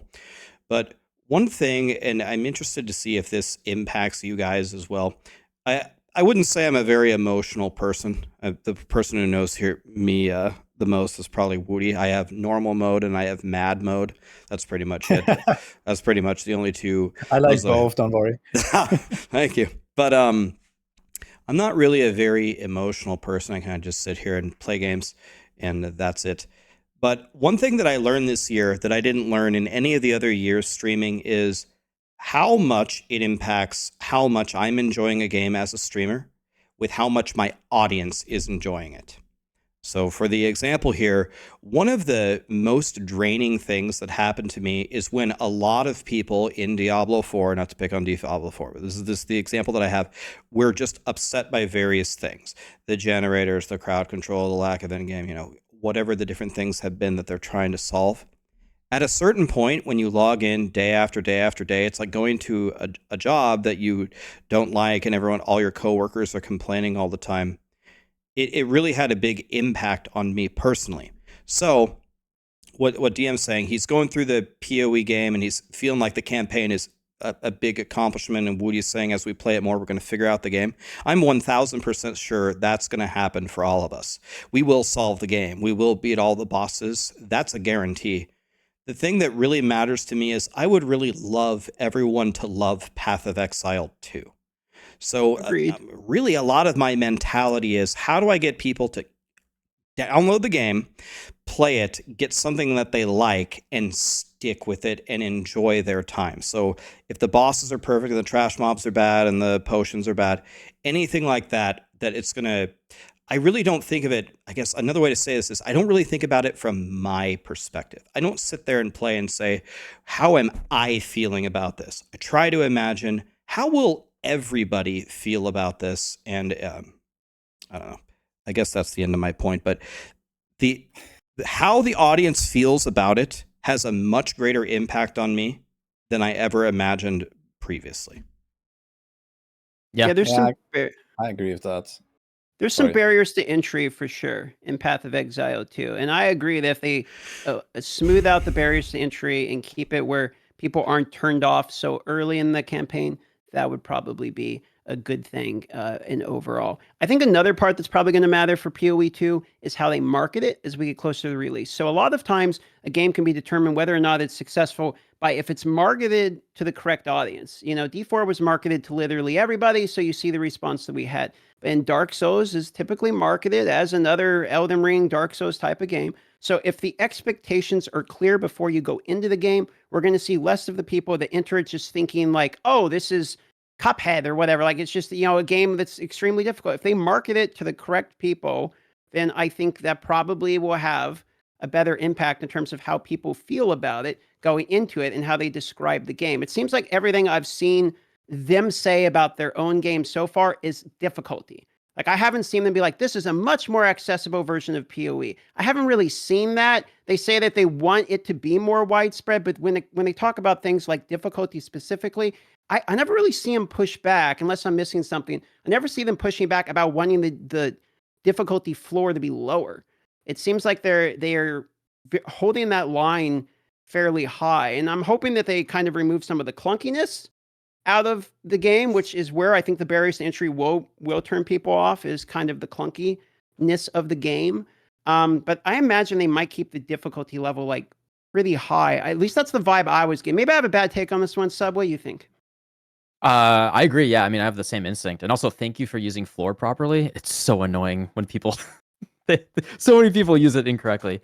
Yeah, I have the very same instinct where they have that developer that drive, that old school D2 inspired drive to keep that difficulty floor a little bit higher. And I don't think it's awful, but it needs to have an intuitive feel that kind of smooths out through mastery.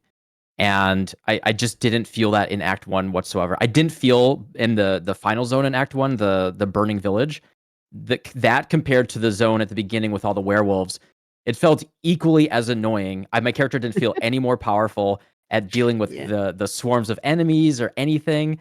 And I would have expected that my own personal skill or the character's power would have helped me overcome and make those trash mobs feel a little bit better.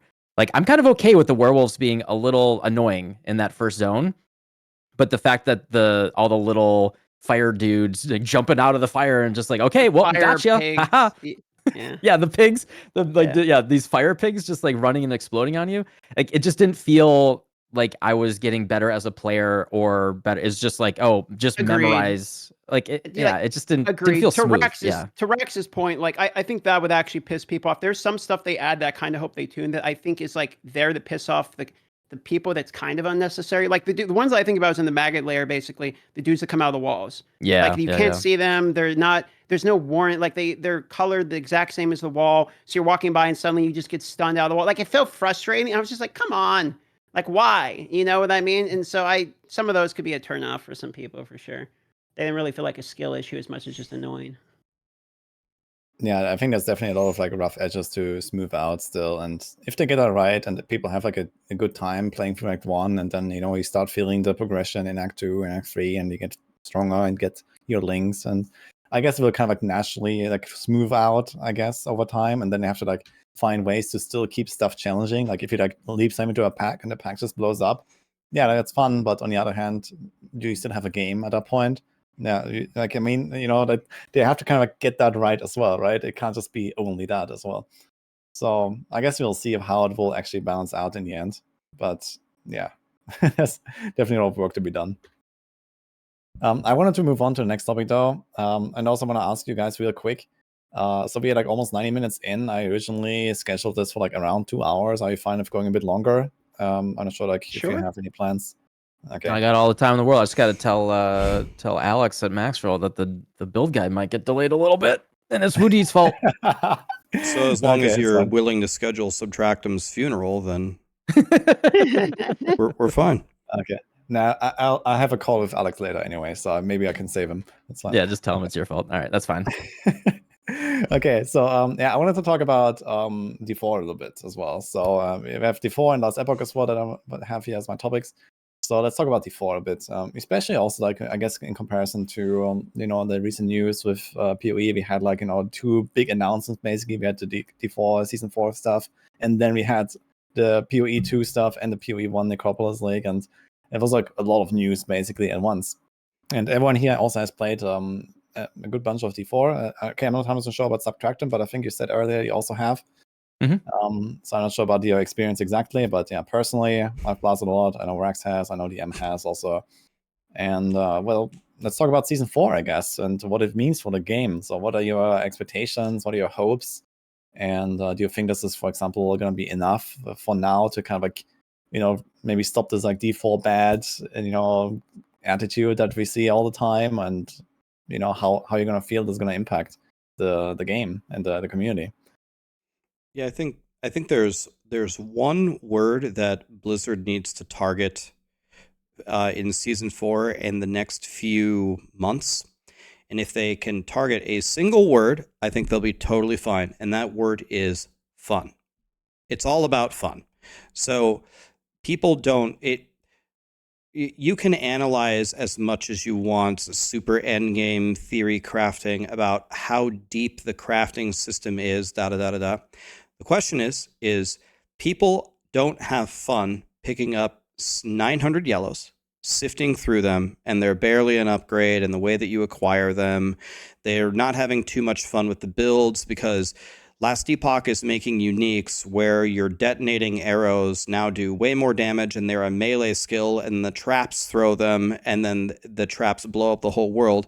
And a lot of the uniques in Diablo 4 are like, Fireball does 10% more damage. It's just not fun. And a big, gigantic question, probably the biggest looming question that won't be solved until people actually log into the PTR is the pit fun? Do we have fun playing through the different GRs?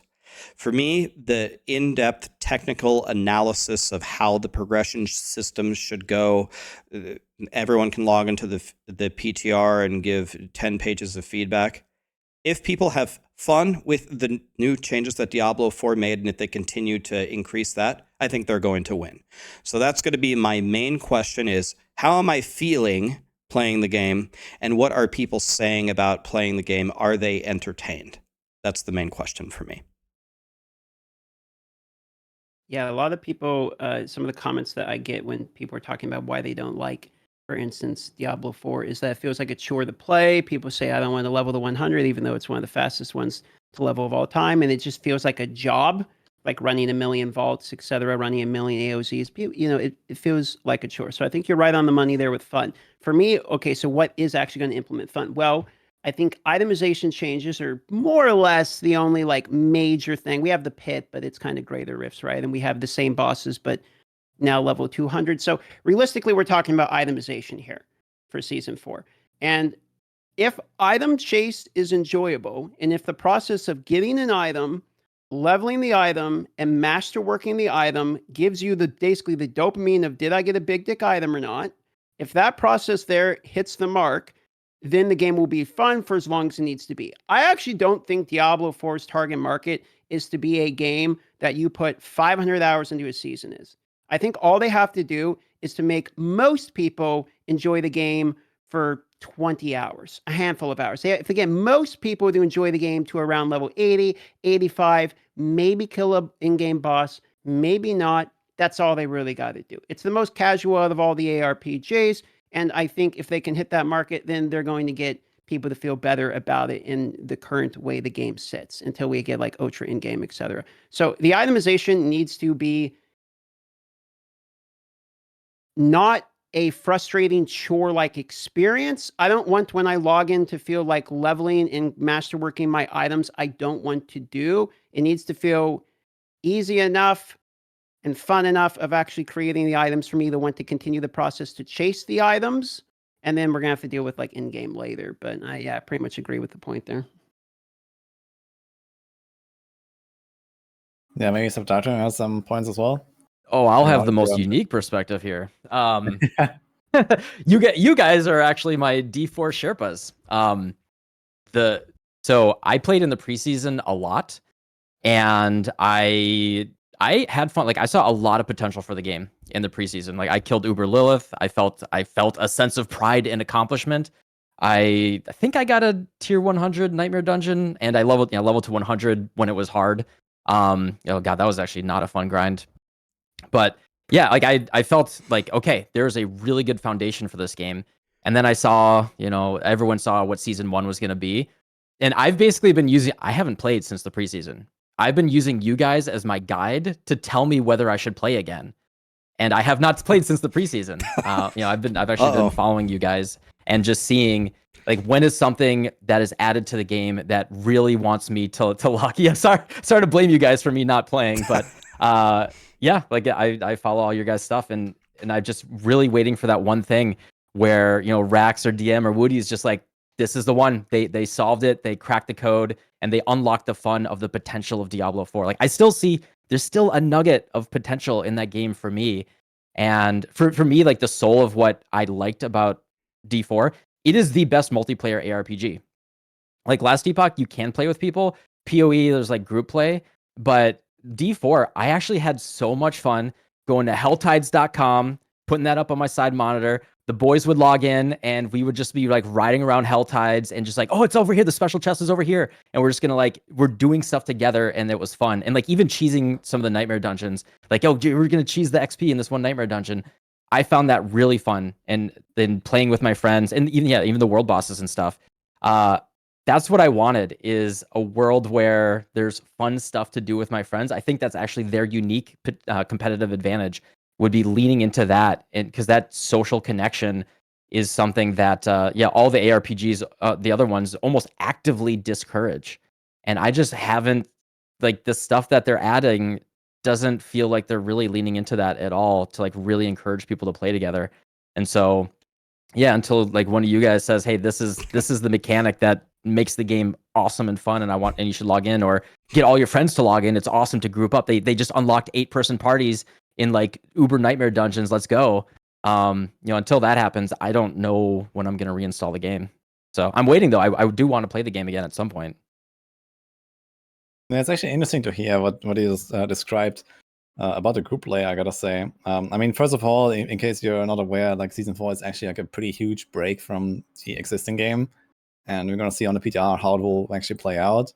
But, with Loot 2.0, there's also new endgame systems now, the pinnacle bosses that I hope gonna feel like on a similar level as like the existing like Uber bosses in PoE. If they hit the mark right there on the balancing, that can be really fun as like kind of like a benchmark and like a goal to have for a character, I think.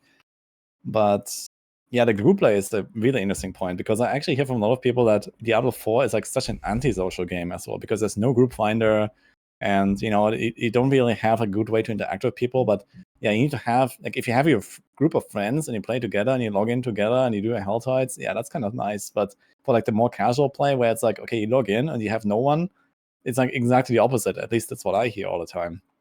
And personally, I cannot really say that I have done much in groups with anyone. I've played a little bit of Ziz at some point, like in Season 0 or something. And I don't know, some other people. But realistically, the only stuff I've done in groups is like just farm some of the bosses, because it's just 4 times more efficient. And I really hate that part of the game, to be honest. So, so it's kind of like, yeah, it's very interesting to hear you be so positive about the group play. But I do agree that compared to the other RPGs, like D4 makes it very easy to group up, because there's no like crazy like support meta like in Diablo 3 or in PoE, where you have like you need to have a certain build to actually like be effective as a team or something. You just like go in with your build and you blast, and everyone just brings their own setup, and it kind of works, right?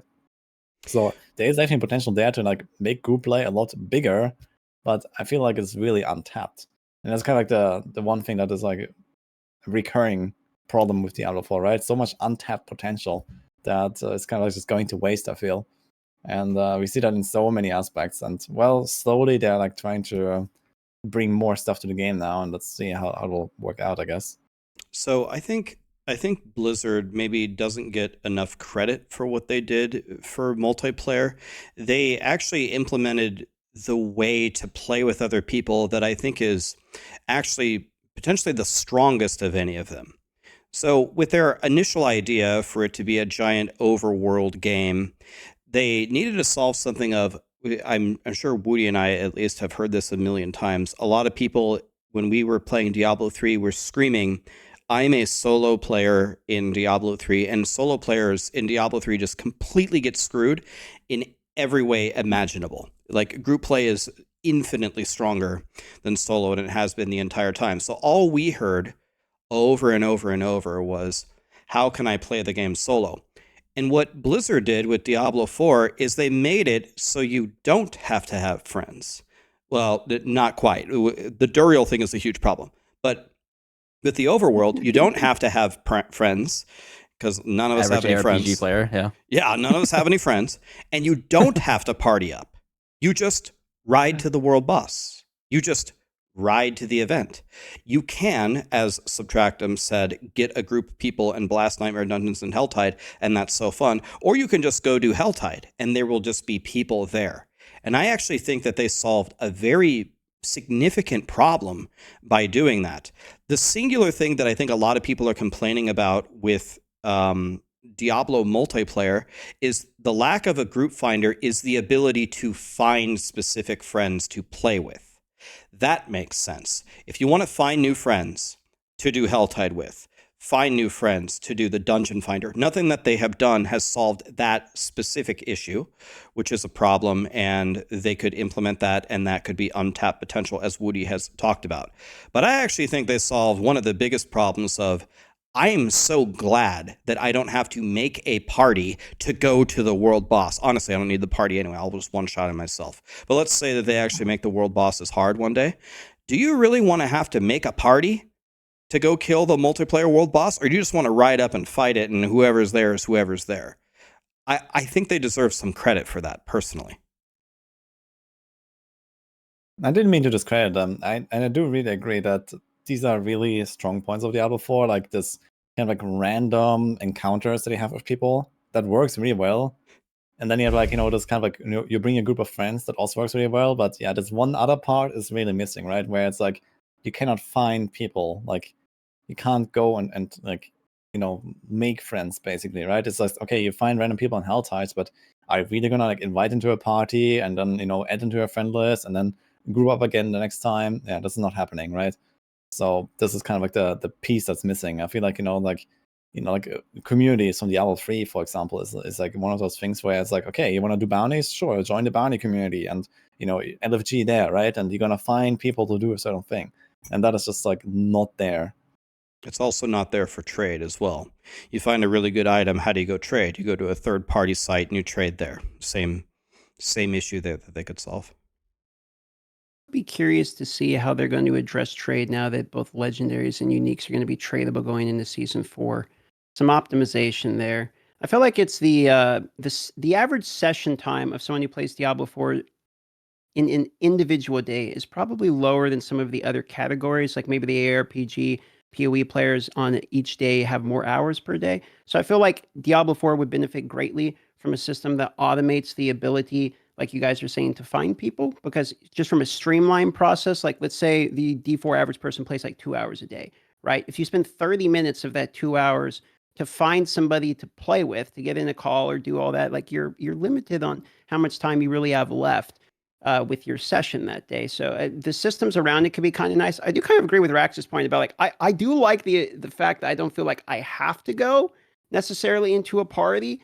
I liked Lost Ark and I liked raids in it, but the having to find a party that 1 wants you, 2 isn't toxic, 3 is actually good enough to actually be able to do it. Like going through that part of it is frustrating. I feel like if you only have a limited amount of hours in any given day. We saw this with WoW, right? I mean, how many times did you get on the raid and then someone's not there or something's messed up and okay, well, we'll try again next week. So I'm kind of glad we're not gatekept by that. Super good analogy, yes. Yeah. If mandatory multiplayer would lose the soul of an ARPG, I think. Yeah, that's exactly the problem that we had in Diablo 3, where it's like what Raxx described. Multiplayer was kind of like the way to play Diablo 3. And that was fun of its own, and it was like, it was like unique, I guess, to Diablo 3, the way that multiplayer worked with like support builds and, like just like the whole like meta in general, like how it was always, like the speedruns, you had the pushing and all that. That was like really truly unique for Diablo 3, but that was Diablo 3, and I think making a repeat of that would be a mistake as well. So I need to find like the right balance there, and so far they've done a really good job, but yeah. But I think this is like, like, I wanted to get back a bit more to the topic of like season 4 in particular with like the items. Like, do you actually feel like this is kind of like enough to make items interesting outside of like the tuning and like how often you find them and all that stuff? Does it actually excite you with like the changes that are coming with the tempering and masterworking, for example? Do you think there could be more, or do we like to see more, or whatever? Well, I view this topic maybe a little bit differently if Diablo 4's history had gone a different path. I think about it as a relative thing. It's all about trajectory for me. So what we currently have just doesn't work for me at all. There is really no crafting. Clicking upgrade 5 times at a blacksmith. You've completely solved gems. Every build knows exactly what gem you're going to get. At this point, you're just going through the motions of walking to the thing, upgrading it, putting it in your items. A lot of the stats are damage on Tuesdays. I'm so sick at looking at yellows. A lot of the uniques don't really fundamentally change the build in an exciting way. A lot of it doesn't really work for me now. The changes that they're making, one of the most exciting things that for me about the entire patch is seeing Adam Jackson sitting there on the couch saying, we're going to go with a much more bold strategy with uniques. Frozen orbs at the end spawn a conjuration that throw frozen orbs. That's what I'm looking for.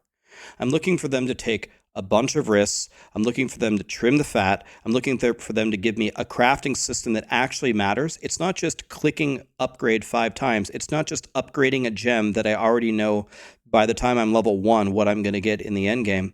It's I don't quite know what's going to drop. Picking it up is not going to be so bad. So there's not going to be so many items. It's going to be easy to read. And then let's see if I can get through this masterworking and not brick the item. Relatively, compared to what we have, the trajectory is so much better that I will be happy with that. I'm not looking for them to create the greatest crafting system ever. And I thought that the breadth of their announcement was bigger than I expected from them. So overall, I'm going into it fairly positively, even though Reddit just made a thread about me wanting, and all of us wanting, all games to fail. I don't know if you guys saw that one. Yeah, I there's saw that nothing I thread, love actually. more than a game being dead, so Twitch is dead, so that I make less ad revenue when I'm streaming to viewers. I mean, but yeah, no. In terms of the itemization changes, I have a very simple take. It's worth my time to log in to see if I like it. If I don't like it, I'm going to do exactly what I did in season 3, not play it. But if I do like it, I'm going to play. I don't think it's much more complicated than that for me. If it feels good, I'm going to try it until it is boring, and then I will quit. And I'll do that every season with whatever mechanic they come out to. I'll try it until I get bored, and then I'll quit. That's it. Pretty much how it boils down to me. I'm not stressed about it anymore. I would say at the launch of the game, I was like, shit. Like I kind of, I really hope they can recover quickly. I don't really care anymore. It's like, I hope the game recovers because it is good for me. And I would love to have a third ARPG, PoE, Last Epoch, D4, Holy Trinity. Let me cycle between these. Let's go, baby. It's literally perfect for all of us. So hopefully it's good, and I hope I enjoy it. And I hope when I log in, I have fun. If it's not, then I won't. I guess just to give one direct point to something that DM said, and maybe this is something that I need to work on personally as a human being, but I would say that I am stressed out about it. I am stressed out about how it's going to go. I am stressed out about Last Epoch, even though Last Epoch is doing well. I am stressed out about PoE 2 and PoE 1. And I don't know, I guess I don't have a good reason why, but I don't feel that way. I do feel stressed. It's not even a function of, oh, I need all of them to succeed. He's right. Like the Holy Trinity, I want to cycle through it. But I don't know. I am stressed out about it. I hope that it goes over well, to be honest. Like, what makes you stress exactly? Like, what do you feel? I mean, I think part of it goes back to, like, I've never really dealt with this in my career, but logging in every day in like July, August, September with the so many people were so upset. That actually really started to get to me. And part of it is like a personal, like, nostalgia thing. I've been playing Diablo since I was like 12. I grew up on this game. How many years of our lives did we dedicate to Diablo 3? Not just in playing the game, but also in going to all of those roundtables, trying to analyze things, trying to make the game better. I feel like there is a lot more at stake here for me than just, if Diablo 4 sucks, I'm just going to log out and I just don't care. I do care. Like, maybe I shouldn't, and like I said, that doesn't make me a better person. Maybe I should try to shrug it off, and maybe in some ways I've been trying to, but I would be lying if I didn't say that I was stressed out about it. But maybe I'm the only one. I would be very, very sad if PoE, like the Lake of Calandra was a notoriously poorly received league, and that felt awful. It felt really, really bad. And if we didn't bounce back with Sentinel afterwards, I think it would have been, it would have been a really lasting negative feeling for a lot of people. It feels bad. Okay, I guess it's like, especially speaking from a content creator perspective, right? So it's like, okay, like you have like, you're like vibing, you have a good time, you build your channel and your audience, and you wait for the next league, and the next league is like a super letdown. And then everyone is kind of like, okay, I'm going to play other stuff now. Your numbers go down. It's like, it goes all the opposite trend. I guess this is mostly what you're referring to, right? So, yeah, I can kind of see that point from Raxx. So, of course, like, if like the game fails, and we're all going to suffer from it, right? Both as someone who would like to play that game, and also as someone who likes to, try to make money off that game as well. So there's Yeah. this side, of course. And Yeah, I mean, I if you think don't- the nostalgia point that Raxx said, for me also, like I grew up with a lot of these games. Like it blows my mind that we're playing Diablo 4. Like, was it 25 years ago, 28 years ago? I played Diablo 1, and now we have Diablo 4. It's just crazy that this franchise is still around for so long. And Mhm. like, you know, everything. I've said some pretty negative things about Blizzard in the past year, past couple of years. I was a very, very big Warcraft 3 player, and what they did with Warcraft 3 Reforged, it broke my, like, literally. I watched a video of Grubby kind of like Yeah, going I watched over that it. as well, and I teared up. I straight up teared up as well. Like seeing how heartbroken Grubby was with Warcraft 3 Reforged, and like my memories of that game as well, and that series. Like, man, it's just really unfortunate that these IPs these worlds, these characters that we grew up, you know, really caring about, that really mean something to us, now being owned by corporate entities that don't respect it, and they don't respect the stories and the characters and the worlds and just the experiences that we've had growing up. And it really, you know, now being on the other side of being around for so long, it feels so bad just seeing that it's turned into nothing more than a monetary vehicle versus something that was clearly a work of passion and creativity, you know, 20 plus years ago, and it's just not being respected anymore. That's how I feel. What Subtractem just articulated. A lot of that. I can understand that a lot because, for instance, RuneScape's like my favorite game ever, and they're coming out with the original guy, Andrew Gower, is coming out with a game called Brighter Shores, which is like he's making a new game, you know, that looks somewhat similar. And I have high hopes for it. I hope it's going to be good because I'm a huge fan. So if that was disappointing, it'd be a bummer. It's like Metroid. If Metroid Dread was terrible, I'd be bummed out. That's one of my other favorite games of all That game time. was godly, by the way. Yeah, so I hear. I actually got it. I still have to play. I've been saving it for a special occasion. Holy I shit, feel man, like you got to play it. I know. I'm really looking forward to Super Metroid. Is like top 3 of my favorite games. No, of Raxx is all saying play it time. right. Come on. No, play it right now. Right All right, now. we just got to go. Podcast is over. Dude, Metroid Dread, dude, that game is godly, man. You got to play that game. That game's a 10.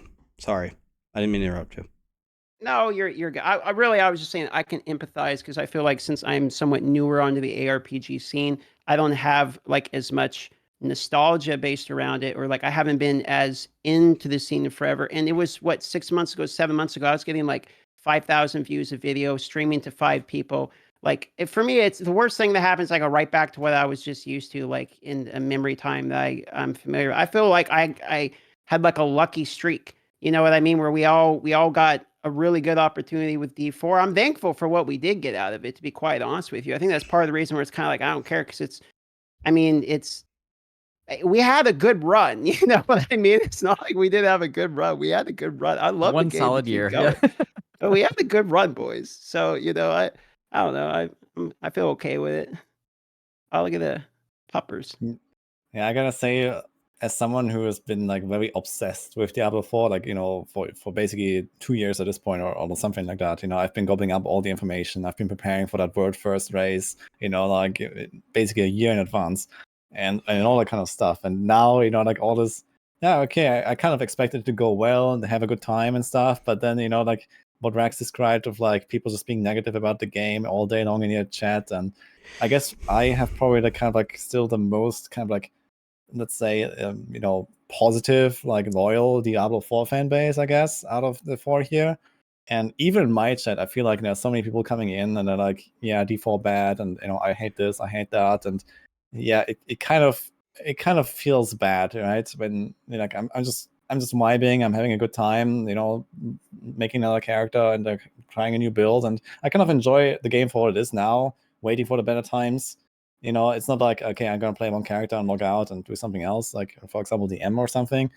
But yeah, I know that the game could be a lot better, and I'm kind of like waiting for that time for it to finally happen. And I guess you're slowly entering that phase now with, you know, season 4. Apparently season 5 is going to be like a big thing again. We have the expansion on the horizon as well, like end of the year, they said. So I really hope that it's going to be like some big turnaround again, where, you know, we all get to go back and just blast the game again, and it's finally going to be in the state where also just the developers want it, I guess. Like we talked about Passion, for example, right?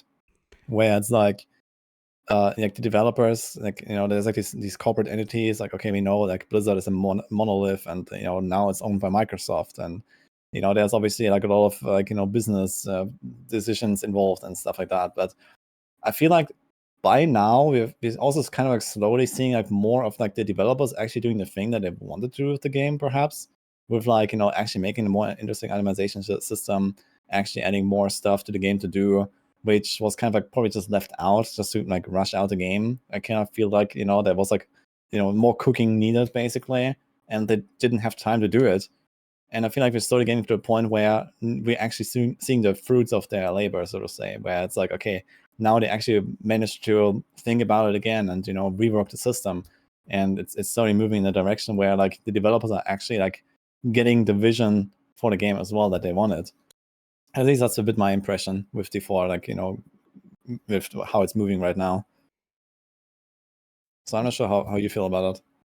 I mean, all that's true. I mean, I know you very well, Woody. I've worked with you on a million different things. You are definitely able to take the bad punches like nothing happened. And me and Northwar in the channel literally screaming at each other. So I'm not surprised. But yeah, I think it's a good attitude. It's in general, it's a good attitude to not dwell on the negativity and just to be happy with what you have and look toward the good times. That's the way to be. Yeah. Yeah. Maybe I wanted to hear about Subtractem's like maybe opinion as well. Like, I'm not sure like how much you're involved with like, you know, the updates coming to season 4 and stuff. He said you mostly watch it through us or so, but I guess you are aware a little bit of what's coming, so maybe you have like a bit of a different perspective. Yeah. I mean, it's really interesting hearing what you just said, actually, where the devs, it feels like the devs are kind of getting their stride a little bit. And maybe it is a consequence of finally getting rid of Bobby Kotick. You know, he very specifically said, right, in his interviews that he would basically stranglehold anything that was like external IP. And, you know, he said go deep and not wide, for basically just like zeroing down on profits and stuff. I don't know, you know, but yeah, I think there were likely so many issues in the development process. Also, for reference, for if you guys don't know, I was a game dev for 20 years, so I have I didn't know that. Yeah, I was a game dev for 20 years, so I have a little bit of a history in the industry. This guy's a god. I want to hear about that after you're done with your point, if you don't mind. I'm curious. I know a little bit about the process and how it can get interrupted. And the reason why I'm not a game dev right now is because I don't like the politics and all the stuff that can come up. You don't like all those content creators that want your games to fail? God damn, why do you hate my games? Poor Raxx, that Reddit thread really got to you, brother. Yeah, I think it's really interesting seeing, like, no one wants to work on something that sucks, right? And but there's also the issue of morale. I firmly believe that morale is a big thing, and I feel like just Diablo was developed through the worst turbulent storms that Blizzard possibly had ever gone through. You know, particularly through COVID and getting exposed for all the controversies and everything a few years ago.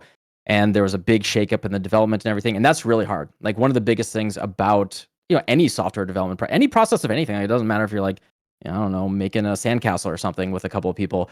The longer that you work with a team, the more you get to know each other. Those processes, getting better at it, is very instrumental to creating any product that's good.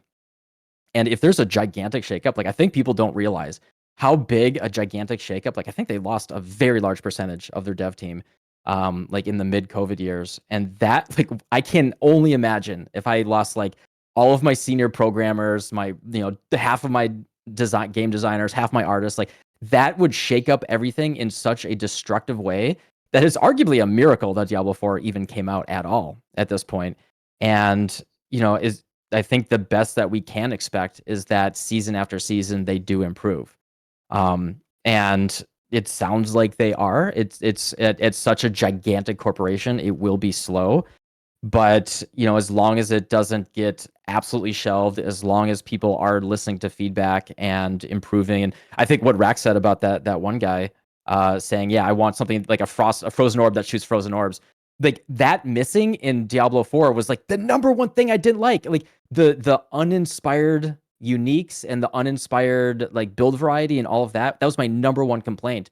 And if they are actually addressing that and starting to be creative, I think that's a good sign. And I think it's funny to say D4 bad, but also it's at the end of the day, the best thing for the ARPG ecosystem and players in general is just more good games being supported and people loving them and good competition. Like we're already seeing this PoE. Like I would not be surprised at all if much of the quality of life that we're getting in PoE is because of Last Epoch's quality of life. And D4, if they, start pushing some cool innovations and stuff, and that will just make every other game better as well. Like we should always be wanting games to be better and good for everybody. Yeah, well Agreed. said. Yeah, thanks for the insights, Subtractem. Okay, does anyone have any other points about D4, or should we move on? Let me say one more thing about that final thing that Subtractem said. This is the one, I think, missing piece from Diablo 4 that I have not seen. You guys can correct me if I'm wrong. If Diablo 4 has got some big developers over there left with some big ideas, I would love to see them be bold and try some innovative stuff. I would like to see them try something new. A lot of people are kind of joking that Diablo 4 Season 4 is just a copy of Last Epoch, their exalted items or this or that in the crafting. I would love to see something new in these ARPGs, whether it's Diablo 4 or anything. I'm really hoping the expansion brings something that's truly new to the table. The pit is just greater rifts. The gauntlet is just challenge rifts. The crafting system, we saw almost an identical thing in Last Epoch. Again, it's a trajectory thing, so I'm fine with it. The trajectory is going positively, but besides just the uniques being crazy frozen orbs, spawning conjurations that shoot frozen orbs, besides that, what other innovations do you have? You guys, I know Blizzard is not the same. It's not the Blizzard North that made the Diablo 2 that jump-started the genre. But what do you have in the tank? Show me what you have. If Blizzard is very innovative with something, and even if they fail, I'll give them credit for it. For example, grinding gear games with the Necropolis. You're going to kill enemies. You're going to cart them away in a wheelbarrow. They're in the morgue. You're going to drag their ass. You're going to bury them. You're going to dig them back up. At least you tried something. Even if it sucks, I give you credit for the idea no matter what. That's the thing that I'm missing, particularly from Diablo 4. It's kind of interesting, though, because you mentioned, these, there's a crazy league mechanics and stuff, but look at, the open world in D4. Look at, Helltides. And I think that they're definitely, interesting things that don't really exist in other games, at least not that I know, in RPGs. So there is definitely, some stuff. But I do agree that I would like them to be a lot more bold with some of their new systems, especially in seasonal content, right? They can do crazy stuff, and if the seasonal mechanic doesn't really feel right, okay, then it's gonna be gone after a few months. And I mean, PoE has done some really crazy stuff, right? They've done Blight and they've done the Trial of the Ancestors, and putting basically every single genre that exists into PoE at some point. I guess you're only missing shooters, but we're getting that in PoE too.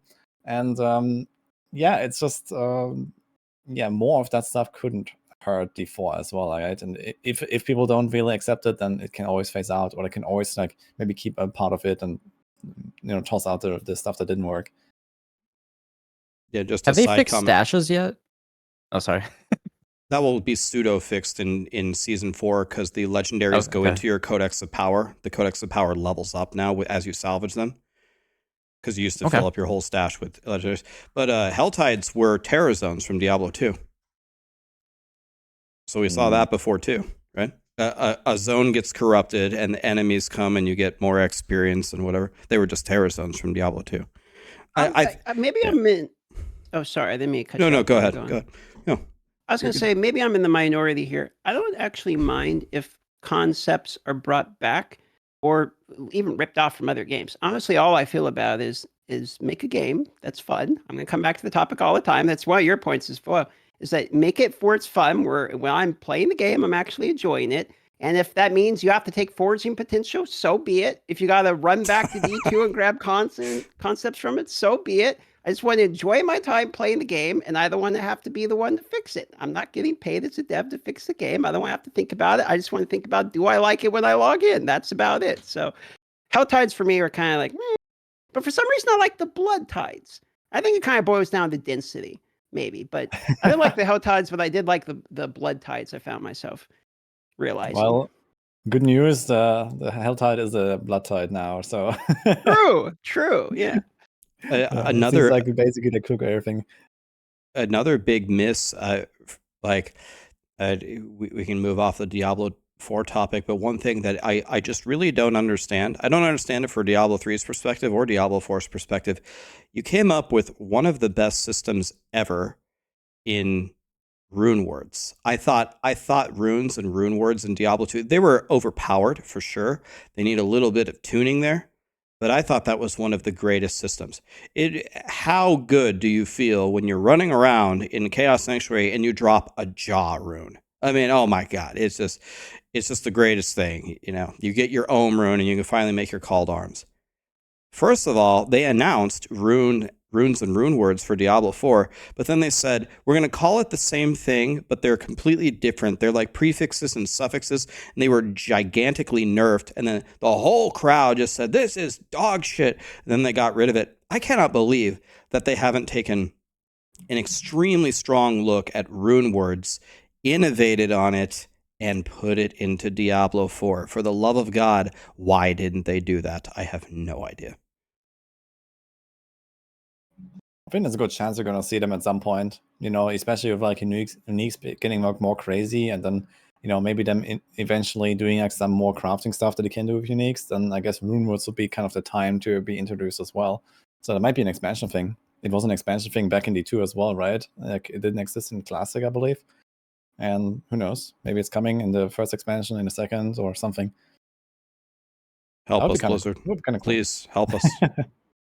Yeah, rumors are definitely much beloved, but it might also just be because they're really OP, I guess. Is that why people love them so much, or is it like actually a special feel about them?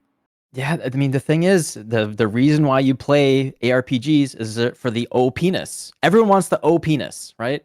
And that's what we're all about here, and that power fantasy. And like I think that's one of the things that the best ones, like Diablo 2, and Last Epoch now too, and PoE, they're not afraid to lean into the OP-ness. And it's like the thing. This has been my issue with Blizzard's balance for a long time. Is since when was the first time that they did this? It was back in World of Warcraft. I was vanilla WoW back in the day. I was a mage. I had my Talisman of Ephemeral Power and my Zandalarian Hero Charm. And I had my Arcane Power POM Pyroblast, and every 3 minutes I could say, you are dead. And granted, yes, I understand that was not the most fun thing in the world for everybody, but I'm very, very biased here. But the downside of it is a very, very bad build outside of that one button every 3 minutes, right? I remember those kill compilations of these POM mages with some rock music. Yeah, it was so fun, and like the vanilla video. Yeah, vanilla WoW had all that stuff. Like I'm gonna be a priest, and I'm just gonna go to 1,000 Needles. I'm just gonna sleep you off the top of 1,000 Needles, and you're all just gonna fall off and die. Or a rogue, I'm just gonna sit here. I'm just gonna sit in the corner, and you're gonna right before you get to the quest guy, I'm just gonna sap you, and you're just gonna sit there, and I'm gonna keep you permanently stunned. And you can do these like crazy things that are unfun for the target, but basically every class had a thing that was unfun for other people that you could do to them. And it was like, that's what I think for, if you're looking for a game that has that power fantasy, you want to be able to lean into that, that ability to just feel like, okay, for this one instance, I am overpowered and it's so awesome. You get the value for, you want to grind the OP-ness, right? And that's, or you can just be hold a barb, and then your OP-ness is massive, and you're just one-shotting literally every single boss that ever existed in a one pump and done. Guys. Perfect phrasing, honestly. I've never heard better phrasing in my life. I just had beautiful flashbacks to the female Tauren shamans named Oprah Windfury, where Windfury could proc Windfury. You run around in your 40 to 49 BGs with your Kang the Decapitator, and boom, you hit somebody 9 times for like 10 times their health. It's just beautiful. Yeah, and then you lose Alterac Valley anyway because you're Horde, and it's it's imbalanced anyway for the Alliance. God damn, those stupid paladins. Yeah. Okay, before you drift too far off into many different topics, I guess we can move on to the last epoch here. So that's like the last like kind of like big game topic that I want to discuss before we go like a bit of crossover. But yeah, like last epoch. So we already had like a few points. Like we talked about the crafting and how Diablo 4 has like Exile items now and whatever. But well, what was your experience of last epoch? First of all, like now that it has been out for a month, everyone has been blasting it as far as I know. And most people had a really good time, but also like where do you expect Last Epoch will land between the other games, for example? Like what are your feelings about it for the future, and like what are you planning to do? Yeah, so I think the context here is important. Like Subtractem was saying, as a game dev, if you would have lost your entire team, that's a miracle that Diablo 4 even launched. I think if you consider, the size of the studio and all the things that they've been able to accomplish, I find Last Epoch is a massive success. Also, like Subtractem said, I think that their success only means good things for the consumer. I think that it raises the bar for a lot of the other gaming companies. I think they're going to take inspiration from it, and maybe PoE is implementing quality of life because of it. Maybe Diablo 4 is implementing certain crafting things because of it. We won't know the cause and effect there. Maybe it's there, maybe it isn't. But either way, I think it's just a great game.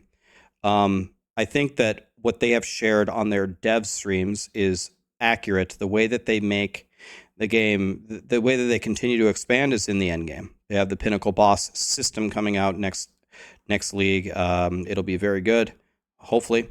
And they're fixing a lot of the bug fixes. One thing that I thought they did, which was a kind of a brilliant PR move, was they polled their community on how they're going to make their changes. I mean, now people feel almost empowered that, hey, I trust the Last Epoch devs to listen and not sweep the rug out from under my feet whenever they're going to make major changes to the game. I think they've done way more things right than wrong, and it's looking very promising for me. I've had a great experience so far. I'm going to mirror very similar sentiments, which is that I think it's probably the best release of an ARPG in terms of like the core skeleton of a game that's ready on release that I've seen in a while, and it's kind of prepped for launch for when they start adding more things in. I like that immediately in 1.1, we're getting Pinnacle, and I'm going to double down and agree with Raxx's point about interacting with the community. I think they probably have the best interactions with the community I've seen. They do a great job at having a weekly stream, basically, that goes out there and constantly Q&A and answers things. And it kind of, it from what I've seen, it makes the community feel part of it instead of like an us against them mentality. It's like, let's make the game great together. And I think that's just, from a PR standpoint, a pretty smart way to do it. Yeah, I kind of agree with that. I think they probably have the best interaction. And what they did recently, where they actually changed their stance from like, okay, we don't nerf anything, even if it's bugged, unless it crashes the servers, to then polling the community, and the community clearly said, please fix that shit. Yeah, that was a really good move. I agree. And like you expect builds to work a certain way, and then for a certain thing just being 10 times stronger than intended just breaks the entire game, and everyone is supposed to play that if they want to be strong, and right. And it's like a lot of other implications.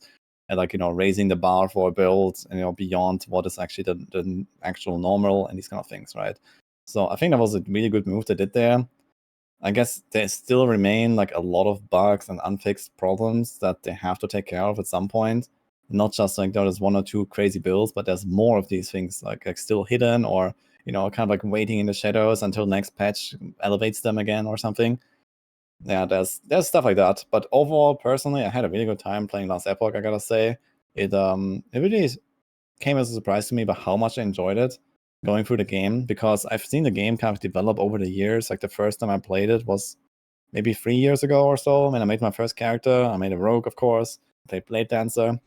In fact, I actually just last week went back to that character and finished it to the 100 because I kept coming back to that build and it was so much fun.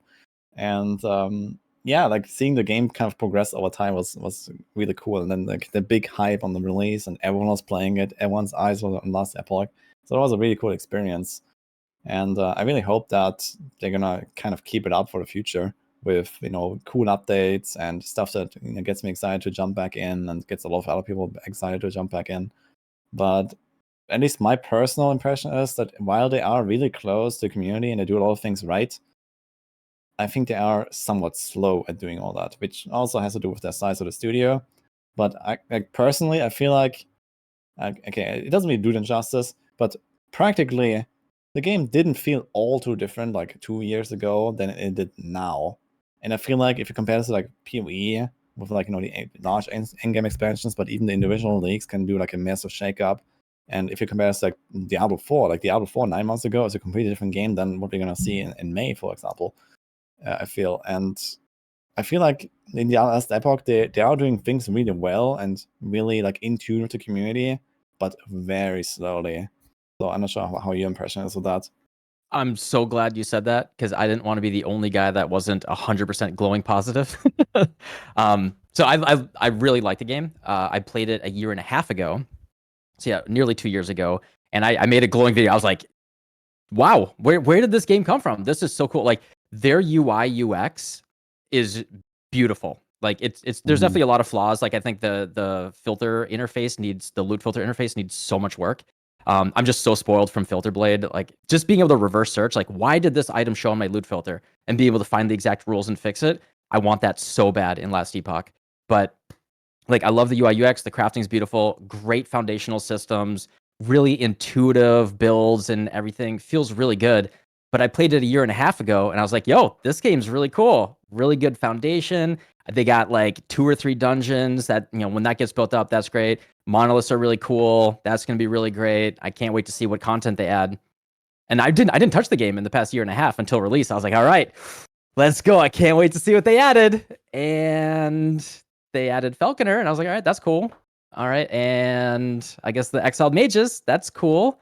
Unfortunately, all the experimented items were not usable for me. But besides that, yeah, my concern is just the speed at which they can move. Like, I think beautiful foundation systems, really, really cool game. I love the quality of life. Like, they clearly looked at PoE and were like, all right, how do we make this a game that's actually more accessible? Like, how do we make an accessible PoE 1? And I think they did a great job of that. A lot of my friends that bounced off of PoE are playing Last Epoch right now, and they're so excited about, like, some of them have re-rolled multiple characters, and they're like, oh, I'm starting to understand the depth in PoE that you like and why this is working. And like, they're so excited, like, oh my god, I got this idol that has both necrotic res and some penetration. Like, that's perfect for my build. That's so cool. And they're starting to get it. And I think it's a great. It's really, really cool how accessible the systems and complexity still are in that game. But like, for me, the thing is, the trouble is, like, it doesn't have an identifying characteristic for me besides the fact that it's just a different game that draws me to it right now. It needs something to like identify it as a unique game that is just, this is our core competency. This is what just makes the game awesome. And I think they can find it. Like, they are very, very smart. Their base systems are so good, but it hasn't found this thing. Like, PoE is just like, we're insane. Like, PoE's core competency is we are insane and we'll just do insane things. And Diablo 4 is like, we're super polished. We have an open world and and you can play multiplayer. That's, to me, is like the identifying characteristic. Last Epoch is, I don't have a single sentence that's like, this is why I want to play Last Epoch over other games, besides looking for a little bit of variety. So that to me is like the thing that they need to work on. I believe that they can, and we'll see where it goes. But exactly like you said, Woody, is just like, in 2 years, 100%, there's probably so many engine improvements and like all that stuff. That's like the hard part that's invisible when you're doing game dev. That's probably what they've been working on. But yeah, we have to just see now, can they accelerate that engine and start adding content and make it, make it find its soul that really identifies itself.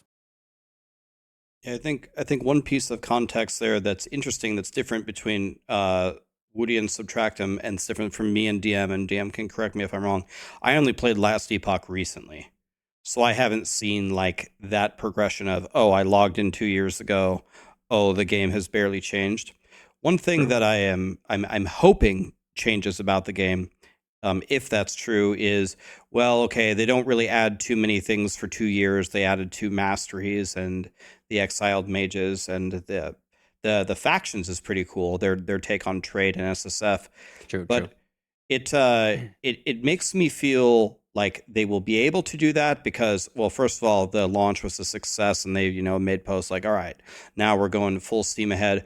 But also, one season after the first one comes out, they're coming out with a pinnacle boss system, not a pinnacle boss, an entire system. So that seems like 2 major changes in 2 different patches. So not to just blindly defend Last Epoch here, but it's an interesting take because I didn't play it 2 years ago. So if you guys are saying it, both of you are saying it barely changed, I could definitely understand why that would be concerning.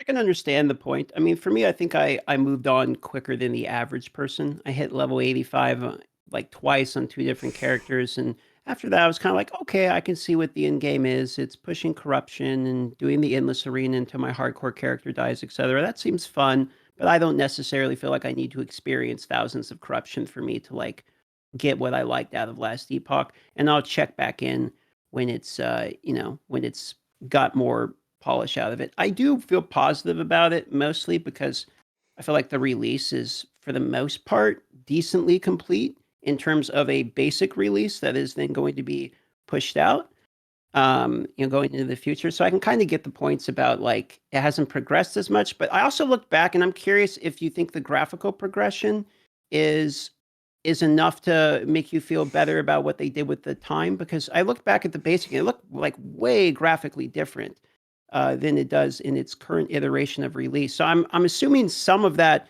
progression time has been used on visuals and animations. I think they redid all the rigging for all their character animations, et cetera, as well. So I think they kind of made a core game and then polished the core game for the entirety of that time, would be my guess, until they had a core polished core. And then they're going to add on to it from here on out. That'd be my guess. I don't know. Like, I know. Yeah, there definitely has been pretty massive improvements in the graphics, especially with the 1.0 patch. They actually added like the weather effects and like lighting, shadows. There was definitely a jump there. And they also mentioned somewhere in like an interview or something that the graphics is something they always want to keep working on like forever, basically.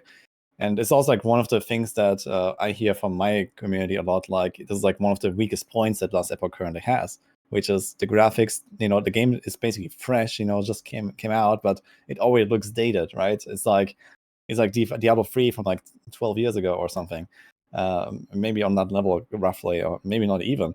So it already looks kind of like old, and this is definitely something where they have to keep working on, I think, to kind of like please a certain part of the audience at least that really likes great graphics. Personally, I don't really care too much about it. It's nice if a game looks good, but usually I just put everything on low graphics anyway, so who cares? But yeah, of course, they're gonna lose a lot of people from not having like the same top-notch graphics like PoE 2 or D4 is gonna have. Is that something they should really like throw all the money on to solve? I don't think so, right? Because the people that play the game will enjoy it for other reasons. And I think that's mostly where they should take like the biggest effort. And the graphics is kind of, yeah, it's nice if they do some updates, but it doesn't matter too much, I believe.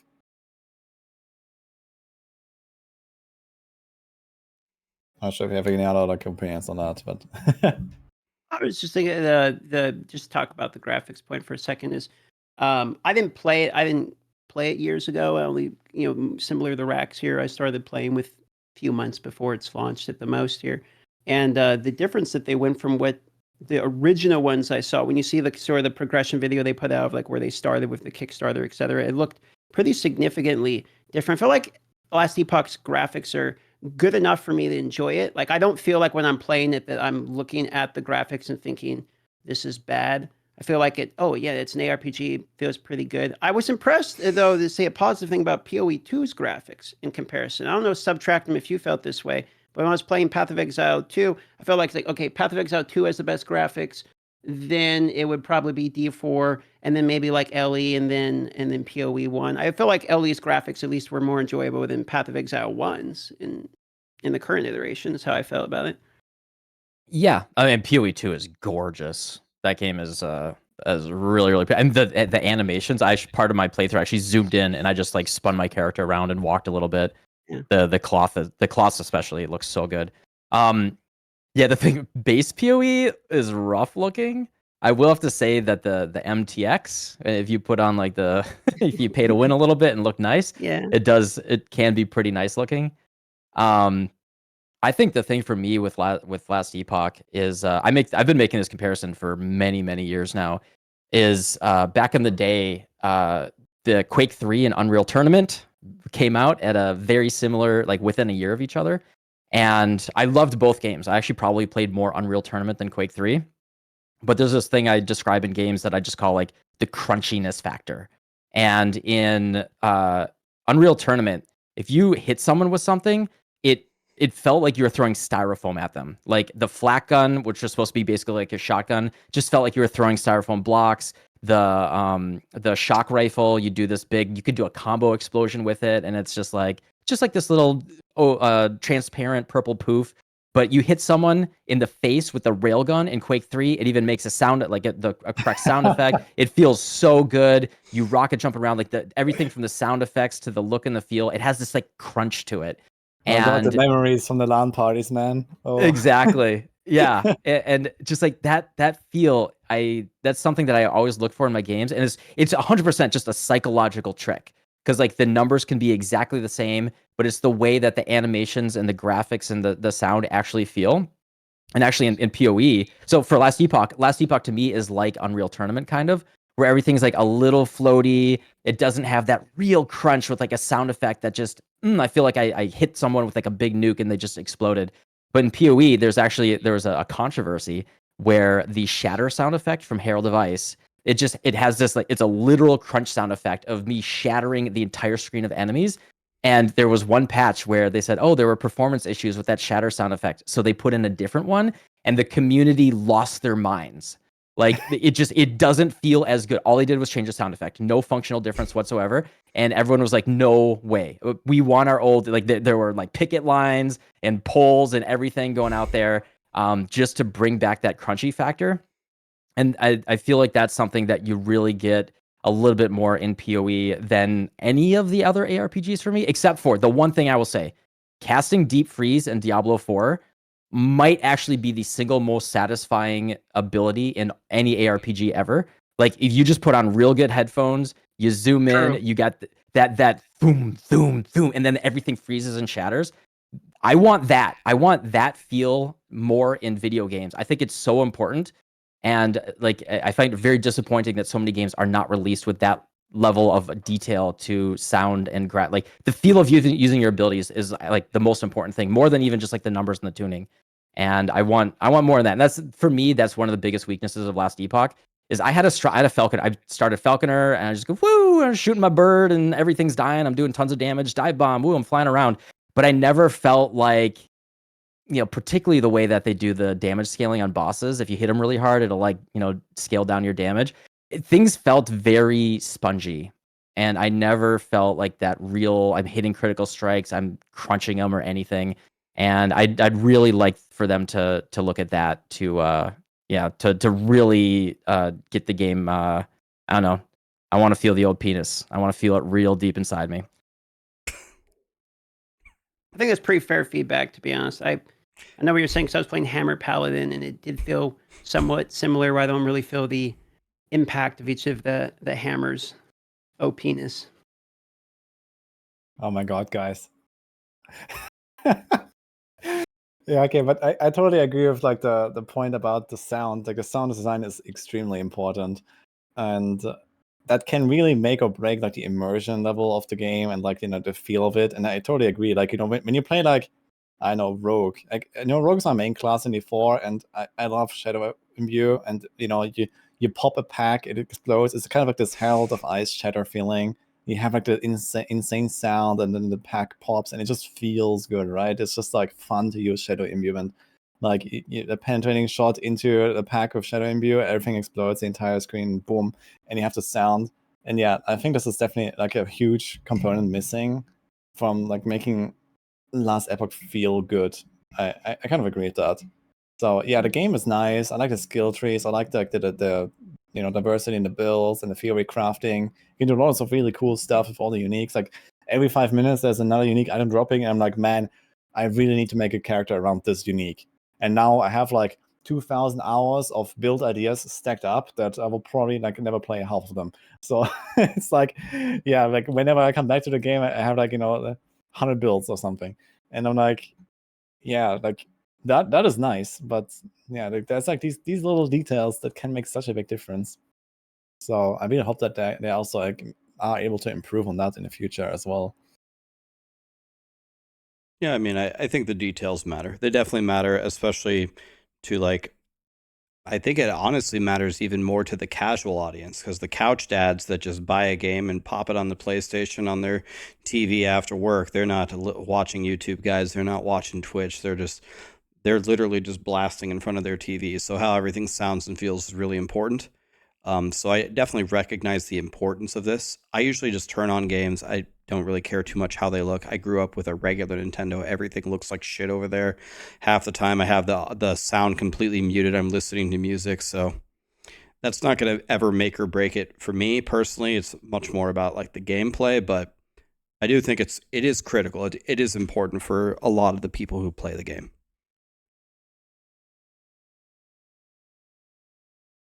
Yes.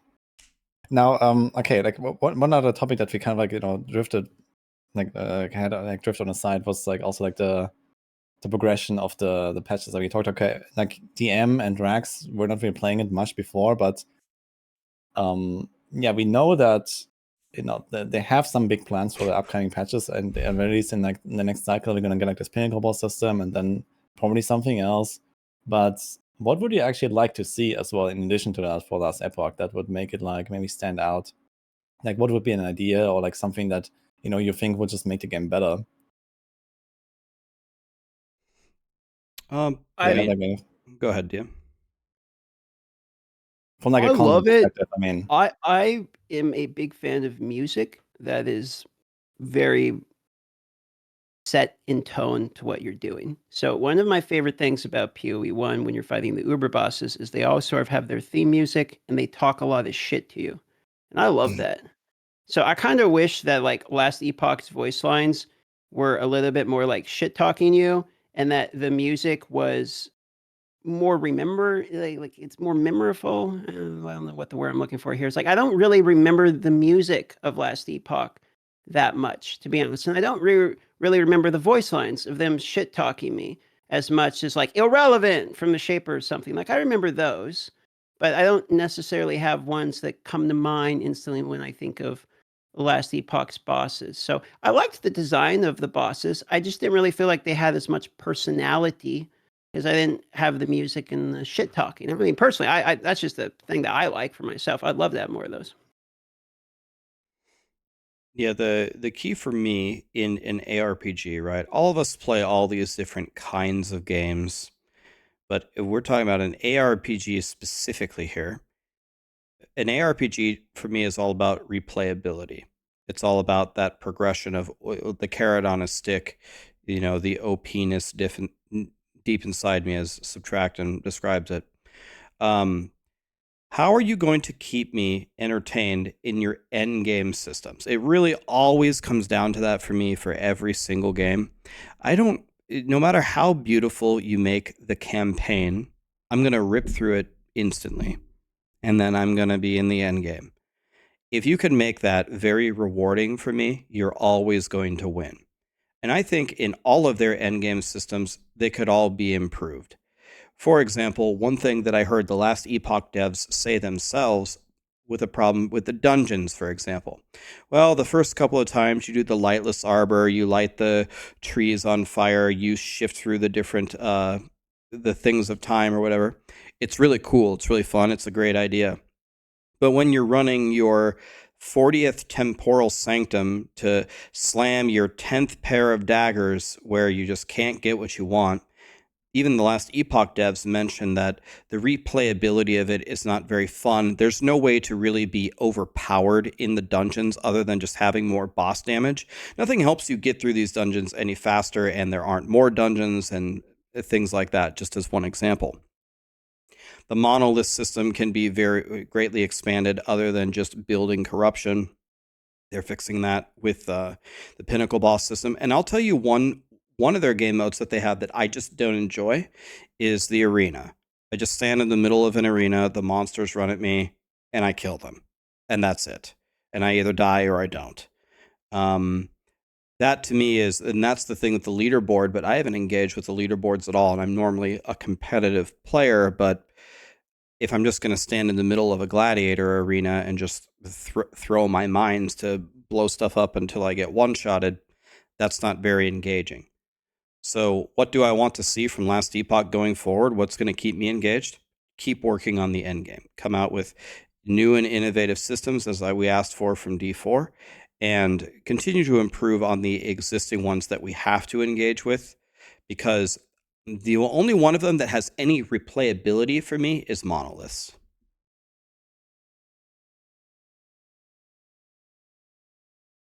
Yeah, I mean, absolutely. Yeah, exact same thing for me is, I don't know what the right term to be, like horizontal. I guess you could call it horizontal content, but I mean, to make the PoE comparison, when PoE had much less content, I found it much less engaging. Like I bounced off the game initially, and it was just after years of them adding lots and lots of potential things that you can do. And like even within the mapping system itself, you have 10 years, it's 10 years of content of, four times a year on average, 3 to 4 times a year, they would add something, and most of that went core. So it's like, am I going to find essences or strong boxes or legion or blight or breach? Like so many different things. And then not only that, I can engage in delve, I can engage in data. And it's, for me, it's just like making the choice of what you can do that's like fun and engaging in the game, that's unique. And every day I can choose to do something different. And like I'm just not a numbers go up only type of guy. That's why it was encouraging when Raxx said about D4, the guy saying the frozen orb that shoots frozen orbs, something that changes the gameplay. Something that I aim for that's not just number go up, but it's something that feels like a distinct, unique feel. And whether it's doing something in the end game or finding items that, holy shit, like I didn't even know that this was so creative that they drastically transformed the way that the skill works. And there's a good amount, there's more of that in Last Epoch for release game than I would expect. Like I think they did a decent job of that, but I would keep leaning into that and keep the horizontal growth of like variety of things to do, because that's what's going to keep a wider variety of people engaged for longer as well. Because number go up is fine, but I think, at least for me, I got to like just a couple hundred corruption, and I was just like, do I really want to just run this one till I get the perfect blessing? Not really. It's not that engaging. But if I could craft the monolith, like do something crazy, or like in the monolith, I don't know, sacrifice a really good, like a 3 LP unique in this monolith to like supercharge it, and it turns like the whole thing turns dark and red, and then it's summoning bosses or some crazy shit. Like, all right, let's fucking go. Like I think if they really lean into the system and build it out in weird, wacky ways, then that's where a lot of their long-term sustain is going to come from. Yeah, I also agree that I think especially monolith system is probably like the main in-game system that they have, and this is where I can put a lot of stuff in there, right? Like the echoes themselves are kind of like just kind of like void of really anything to do. It's like you rush to the objective in like 20 seconds sometimes, and that's it, right? And there's no like a legion or a breach or an expedition or to kind of like keep you there. There's like nothing like that, right? So they can do stuff like that. And yeah, just like some more meta progression system as well, right? Like, an Atlas passive tree kind of thing, or like, Atlas progression. I mean, there's a bit of this with like the corruption pushing and the blessings, I guess, but not really. But yeah, they could like add some like overarching progression goals as well that you kind of complete as you do the other grind, and then the other grind will feel like not so hollow, I guess, right? Like if you have to farm that same boss 20 times to get your blessing eventually, then at least you also get something else in the meantime. And I feel that's kind of a bit missing right now. It's like, okay, you want to get that thing and it just doesn't drop, and you can farm it over and over and over. And yeah, I also felt like, at least playing Circle of Fortune, I was just like not progressing anymore at some point. Like I decided on my first character, I played a Falconer, and I was like mega blasting, rushing to 100 and so on. And I was like, okay, let's just go as far as possible with this character and do everything, and do the tier 4 dungeons, and like try to push the rank 1 in the arena, and get to 1,000 corruption. and all that. And I did that, and yeah, it was kind of like, okay, like 30, 40 hours in, I was kind of at the point where my character just like completely stopped progression. I was just in a dead end, and I didn't find a single upgrade for like 50 hours, even though I'm still like that far away from the actual potential of items I could get. And I felt like I just couldn't get any upgrades at all, even with like all the investment in the favor and the prophecies and everything. Like nothing happened until like 50 hours later, like a bell dropped that gave me like 5% more HP or something. So yeah, it kind of feels like there's like also like something like missing where I want to keep grinding, because if I think about doing that thing again with another character, I'm just gonna stop by the time I hit 100, if not before that, because I feel like there's like too much of a step up in like, you know, the RNG needed and the progression, and just kind of like I feel like I'm kind of stuck very early with my character.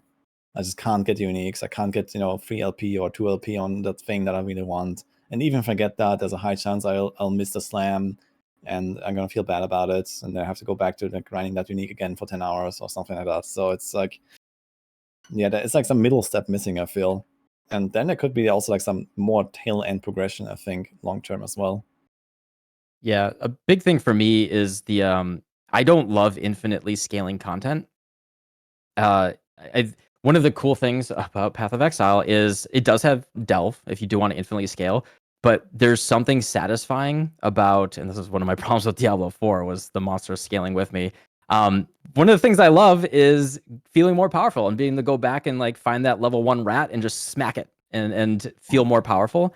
And like if you get that big gear upgrade, you want to feel stronger. Like it for me in PoE, I'm motivated to get that double corrupted +1 power charge helmet, because I will notice that boss dying a couple seconds faster. It is very significantly noticeable, and that boss is a static thing that you're testing your build against. Whereas if you just keep pushing corruption, you keep pushing arena difficulty, you're always pushing your character against the as far as it can go. A moving Yeah, target. and that was my problem with Greater Rifts in Diablo 3 is like I would push GRs, and it's like, all right, well, I'm just sitting here spamming crowd control, and I'm watching them slowly tick down. I want, give me an Uber Diablo or something to test my build against and feel my power increase. And I think I just don't love infinitely scaling content. I actually completely agree, dude. Like one of the things I like about the fact that the bosses are just static in PoE, and I only use it as an example because it's, the other ones are scaling, right? Is that when I make new characters, I can feel the difference in my learning progression. So it's like, okay, my first character struggled against the boss, second one got easier, third one, it was a joke. And then as you go through it, you can actually see the progression of how much better you're getting with each of your builds as well. Was something I quite like. But we've been doing a lot of criticisms too of Ellie. I want to throw out something that I thought was, in my opinion, a W that almost like no one else does, which is offline mode. Yes. I know it doesn't Yes. matter to us as much. We are streamers. We're going to sit online all day, every day. But the ability to offline that and put it on Steam Deck is something that I see the community asking for in basically every ARPG. Like, let me just play the game single player. I don't want to play a multiplayer. I want to have it on, offline mode, whatever. And they actually did it, which is awesome. And it works good. So that was like a surprising W. I kind of hope that becomes more of a standard norm, so that, in some of these games, like Dragon's Dogma, for instance, the cloud save, you literally can't even make a new character. Like you have one that just sinks you in, and that's it. You make one character and you're stuck with your cloud save. So I love You could buy another ability. Yes, I actually agree with that. It's kind of like an overlooked point. And personally, I'm a big offline enjoyer in last Epoch, actually. After the first character that I played for the World First race on hardcore, I just completely played offline all the time. Like all my characters are offline. And there's not really a point for me to like, subject myself to like the risk of lagging out and losing my character in hardcore or something. And yeah, I mean, why not, right? If I don't want to trade with people, then this is the way. And that's really cool to have, I think, in last Epoch. It's not such a big deal, I guess, in like 2024 anymore to have an offline mode, but it's really cool that they made it. So I kind of give them credit for that as well. I played offline all the time. Yeah, I actually played offline for the first couple of days because of the server issues, and that was so welcome. That's what I was I gonna guess it say. also helped a lot with like the launch, like being much better received. Like there were like people complaining about the server issues, but ultimately there was always offline, right? You could just make an offline character, and many people did. Sorry, Raxx. No, I mean that I was going to say what Subtractem said. Offline mode kind of saved the day for the first week. One thing that Last Epoch did, which I think surprised everybody, is their retention numbers were insane. They had like whatever 200K in the first week, and then they had 200K in the second week, and everyone was screaming about how bad the servers were. I just made an offline character, well, they didn't lose too many people, even though they didn't have the best start. So I think that's obviously not why they made offline mode. They didn't make offline mode as a safety net for their launch, but a lot of people love it, so it's a W. Yeah, for sure. All right. So in the interest of time, I'm gonna like shortcut the last few topics a little bit. So we also had planned to talk about like the overarching like ARPG landscape, I guess, with like D4, PoE, and LE, and now, and what else is maybe on the horizon. Is there like any other games that guys are looking forward to, like especially in RPG genre, but maybe something else as well that would interest you, that would also kind of like fit into the discussion here? No Rest for the Yeah. Wicked. Exactly what I was going to say. Oh, Completely nice. agree. Yeah. No Rest for the Wicked. Go ahead. Sorry. No, go for it, man. Just I was going to say Machine Gun, No Rest for the Wicked, Titan Quest 2, Grim Dawn's getting an expansion, GTA 6. Dare I say in 2028? this? Hold on, let me look out my window. Make sure that no one's going to shoot me for this. Maybe the Diablo 4 expansion? PoE 2? Oh. PoE 2? Maybe the Diablo 4 Yes. expansion will be good. I just lost 1,000 followers for saying that. You can watch it go down as we speak. Yeah, it's just plummeting. Yeah, No Rest for the Wicked definitely looks exciting. I didn't get to play it yet, but I watched it with 2 people. That definitely looks like, I guess it's also like even more extreme than PoE 2, right? With like the Souls-like feel and just like really slow combat, very methodical, and like kind of like one-to-one fights even sometimes that actually last a long time, right? So this is what I got from that game as a vibe. It's like really Souls-like but isometric. But personally, that actually excites me as well. I'm kind of excited to like jump into that whenever I get the chance. It's a very good time to be an ARPG fan. I haven't played it, no.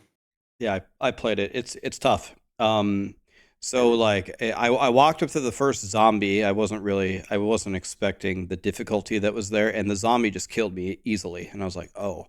And then I sat there and I spent like 10 minutes just dying to him over and over, but just trying to practice mechanics. There's like parry, dodge. It's like it's very, very difficult. So like when you're going through like a Diablo map or a Last Epoch map or a PoE map, they have like, I don't know, 500 monsters on the screen. I think in the 1 hour playable demo, from you starting and navigating through to fighting the boss, there were maybe like 20 total monsters. You're fighting like 1 or 2 monsters at a time, and you better be ready for it. Yeah, it didn't really feel much of an ARPG to me. Maybe itemization, sure. It definitely felt like Dark Souls with an isometric camera. That's what it felt like to me. Mm-hmm. It definitely did not feel like PoE, Last Epoch, Diablo. Nope. The difficulty was so high, and you're essentially playing Street Fighter against a zombie. Yeah, basically, that's a good way to put it. Yeah, for sure. It's gonna be the I good liked tactic it, though. for PoE 2, I guess. It's like, okay, you have to dodge roll and you have to dodge the boss mechanics. So I guess once you master No Rest for the Wicked, then PoE 2 is gonna be cake. So. Yeah, it's even more than that, though. It's even more than like dodge rolling, see a telegraphed attack. It's like all about timing. Like the zombie is punching right now. You need to parry right now, and you get 2 auto attacks in, and then he's going to do a follow up. You almost have to like know what the zombie's moves are. It's like a boss fight. Every single zombie. It's the difficulty was higher than I expected it to be, and I already thought it was going to be pretty high. Yeah, that's interesting. Have you guys played like Grim Dawn? Like the previous, before the expansion? Like I hear people are excited about Grim Dawn, but yeah, like personally, I don't know the game too well. I've seen like a little bit of it. I've not really played it more than like 5 minutes, but I was just curious if anyone has experience of it. People tell me to play it. I have yet to play it. I was waiting for some big expansion or something to check it out. I looked at it. It looks all right, but I didn't see anything about it. Like, you know how Subtractem was talking about Last Epoch? Like, it's hard to surmise. Like, what's the selling point of it. I don't hear one of those about Grim Dawn. Like, what is the reason to log in? I think it has So- a pretty interesting class system where you can like combine 2 classes or something. So just, if I remember correctly, I so think that is like a very cool thing. I think somebody who really likes Grim Dawn is Al Kaiser. He's like a big Grim Dawn guy. I've never played it. A lot of people say the classes, and they said, I think Al Kaiser said it's either the end game or the progression system is the one that he likes the most. But yeah, a lot of people say it's a great game. So I've heard some people call it Grim Yawn because they didn't really like it, but I hear much more people say that they enjoyed it. So I was gonna do a playthrough of the original game before the expansion, and then jump into the expansion and try it. But I don't know. The hype in the chats that I've been hearing seems like it's going to be a good one. I hear more good than bad. Same. Yeah, I'm kind of excited. It's like coming sometime this year, right? And there's also Titan Quest too. So how about Titan Quest? Have you guys played that? Nah. Nope. No, same thing. People. Interesting, man. I played the nothing. Titan Quest 1 demo when I was a wee lad. Yeah, Long and how time did ago. that go? What was your review from however long ago? I liked it until my mom made me go to dinner. God damn it, Mom. Yeah, it's like a really old game, right? Like, when did that come out? Grant, I was probably like 25 when that came out. When did Titan It's Quest? kind of interesting to see that, after so much time, suddenly there's gonna be like another release or something, right? It's kind of crazy. Yeah, I was 24. Oh man, decades. Okay, that's kind of cool. So Alright, speaking of game, yeah. oh, sorry, go on, Woody. I was just going to No, ask. no, if you want to make a point, go ahead. I was just going to ask a quick question. We were talking in the topic of other games that we were excited for. I know, Raxx, you were excited by Final Fantasy because that was something that it's a favorite of yours. So I was going to wonder, did you like it? Like, how was the playthrough of it? What's your quick surmise of how you enjoyed Final Fantasy? So my initial plan was to play it until until I actually couldn't play anymore. I was going to do like a 48-hour stream, 100% the game. I ended up playing the game for about 6 or 7 hours, and then I actually just shut it off and I stopped streaming it. I think that a lot of the mechanics that they put in Final Fantasy VII take away from the original, take away a lot of the magic of it. It felt like, again, how we talked about earlier about how Diablo 4 feels like a chore. You run around in the overworld and you do all these extra things that were never in the game, and the whole thing feels like a chore. One thing that I find very surprising about Final Fantasy's system, which is completely counter to like how Final Fantasies normally go, is, again, you get new armor, you get new summons, you get new materia, and you feel stronger and you do better. I never changed my weapons. I never changed my armor. I never changed my materia. I never changed my summons. And I'm almost done with the entire game. I played it offline. I'm in chapter 10, which is almost through most of the game. And you can literally beat the entire game with like the Buster Sword, your starter sword, with nothing in it. It's just so weird. Like, so even after you do all of these things to unlock all of these abilities, you don't have to equip any of them to beat the game. It's just a bunch of pointless systems that don't actually tie into anything. I'm still enjoying it just because I love Final Fantasy and I love Final Fantasy VII so much that it will just overcome all of these grievous problems. But I would be lying to you if I wasn't massively disappointed in the game.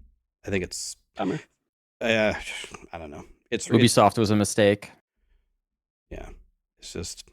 It's not the same, man. FF7 is in the conversation for greatest game ever. Nobody's going to be talking about Final Fantasy VII Rebirth ever again. That's kind of disappointing to hear. Yeah, it's kind of sad. I mean, I'm not really like in the Final Fantasy universe, but I know it's like a really big franchise and it has a lot of fans. So yeah, if they actually make like a remaster, it's kind of like this reforged thing that we talked about earlier, right? It's like, you're waiting and for that thing to come out, and then it's actually worse than before, kind of. It's like, yeah, like, why did they even put in the effort? Like, what's the point, right? It's money. Yeah, like, I mean, I have a whole thing about like media in general, revisiting it. Like, two of my favorite movies are like RoboCop and Total Recall, and like, dear God, just looking at these old IPs, these companies that still own them, look at how they just get rehashed, 20 years later over and over again for nostalgia bait, and just like no respect for the source material. We see it over and over again in all different mediums, and I don't know.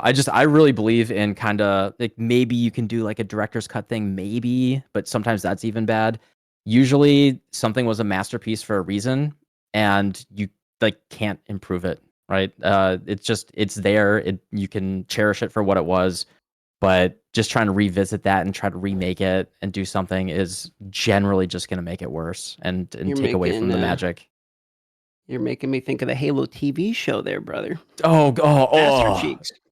I mean, I grew up with all the straight to DVD or straight to VHS remakes. Like we had Tomb Raider, we have Doom. Have you ever seen Doom with The Rock? Oh man, it's got first person shooter perspective. I actually like that one, bro. You liked Doom? Oh my god! I know.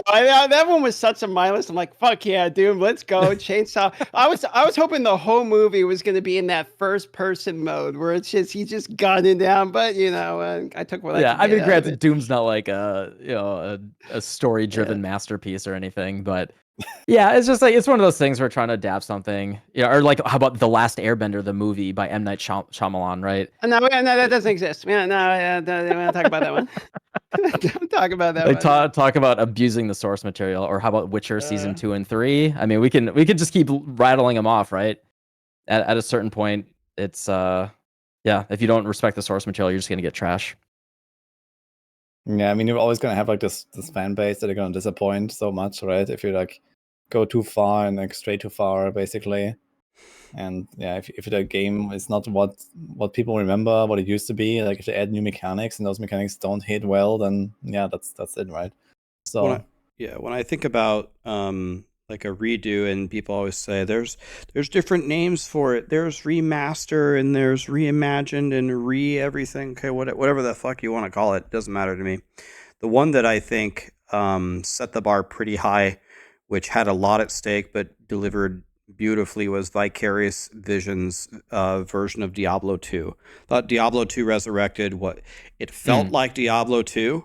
It was just a beautiful version of Diablo 2. And they went back, they flew to the old Blizzard HQ, they opened up the old cabinet files, they flipped through not just the art, in the game, but they read the files of, okay, what are the little charms that they wanted to put dangling from this doorway? Here was the concept art, here's how it actually looks in Diablo 2, but, the graphics there were so bad. What if I could make this actual charm, dangle from this doorway? And they had all these different videos going through the different areas of the town of here was their vision, here's what they came out with. So we tried to make what they were going for. I thought the game is beautiful. I was very ready to hate it because I love Diablo 2 so much, but I thought it was amazing. And then the changes that they did make, for example, like the weird casting systems in Diablo 2 where you have to press a skill and then it binds it to your mouse and then you have to right click it, where they just made the quick casts. I was totally fine with that. I thought that was an appropriate way to modernize the game while preserving kind of the magic of it. So I wish they would do that for Final Fantasy. That's a really good example. Yeah. D2R is almost like a historical preservation. Where it's you can play the best version, it's just a polished version of D2. It's like continuing down the vision of the original developers and really respecting that material. Callie, it's just so rare. Callie, come here. Yeah, I agree. D2R from all the remakes I've ever seen is probably the best made one, probably. So they did a good job there, especially after the Warcraft 3 debacle. That was not even much before that, right? It was not even a year, I think. And I think people were very pessimistic about what would happen to D2, but it turned out really well. So that was the worst thing ever and then the best thing ever, kind of. Turns out the best thing Blizzard can do is outsource their work. Oh, shit. Didn't they envelop Vicarious Visions into Blizzard? I think they did, but it sounds like they were protected enough. Yeah. But a good point there, Subtractem. It also brings us to the last topic, which is what can the developers learn from each other? So that's like a question I wanted to pose and just like, have an open discussion about it. Especially talking about PoE and last Epoch and D4, which were our big topics here today. So maybe it's like some things where, like, okay, this thing GG does really well and this thing D4 does really well. And, how would we like to see like maybe a bit more of like, okay, why don't they take this and that and just make the game a bit better in some sense, basically? So where would you guys see maybe some opportunities here? I think everybody should copy Diablo Immortal. Just a straight copy everywhere. And that's the answer. If you want to make money. Sure. One that I actually have is the way that last Epoch showed the percentages of the polls. I actually really like they showed the data behind what the people actually voted on. So that when they made the decision, you knew whether or not the company was going with or against public opinion. I actually quite like that level of transparency. So I would love to see the data behind when they actually reach out and ask for feedback and then show that feedback to everyone so we can know what the public's going to say. Because it's one thing if I go out there and I make a poll in my chat right now that says D4 bad, yes or no. I already know what's going to be. Like everyone's going to say it. Everyone's independent polls and everyone's independent opinions, depending upon which creator you have, is going to be influenced by the community that they cultivate. We all know that. So I like it when the company comes out, gets the information, and then puts it out for everyone to see. I think that should be standard for sure. That's a good point. I think one of the biggest underlying things that make a game fun for me nowadays is customizing my experience. And so the way that some of these companies have been doing that is when I play Path of Exile and I reach the end game, I'm just running regular maps. I'm just trying to get some Atlas passive points. I'm just trying to get like any yellow item with movement speed and life on it so I can play the game. And then in the end, you're just juicing these things to the maximum, trying to hunt for the greatest items ever. And with the last season mechanic, when you get strong enough, you can inject that in there for even more rewards. But the whole time, it was up to me how I played the game. So many choices in the Atlas passive tree of how I make my money. To me, that makes the game very fun. Last Epoch, they do that with the loot filter. They give me such a, again, maybe the UI is bad and some of the functionality of the loot filter needs to be completely different. But that actually completely changes my experience than if you hadn't given me that functionality. I need to be able to see the items that I care about and maybe at different stages of the game. And when I can choose what actually drops down and makes me feel excited, that makes the game a lot more fun for me. In these ARPGs, when you make a linear path that I have to go down with nothing in the game for me to alter the way that I experience the game, to me, it's not an ARPG, it's like an RPG. It's like a role-playing game where I'm just going through the story that you have given me. So the more ways that you can give me to customize either literally the gameplay itself by editing the maps or by the way that I engage with things in the maps is going to be a win for me. So that this probably poses another question then, especially to the point you just made. Like when you compare, for example, the early game and like the progression of a character, let's say to max level in like D4, where you have like this open world, it can go to domain tunnels, it can go to do whispers. Soon you can do hell tides even from level 1, and then you have like these different endgame systems that kind of like exist in like the higher world tiers.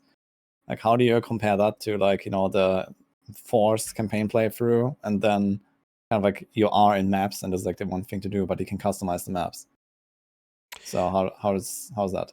I mean that's good. That's actually a beautiful question. For me personally, I've never had a strong opinion on this, while a lot of people from different communities do. I think this is person to person.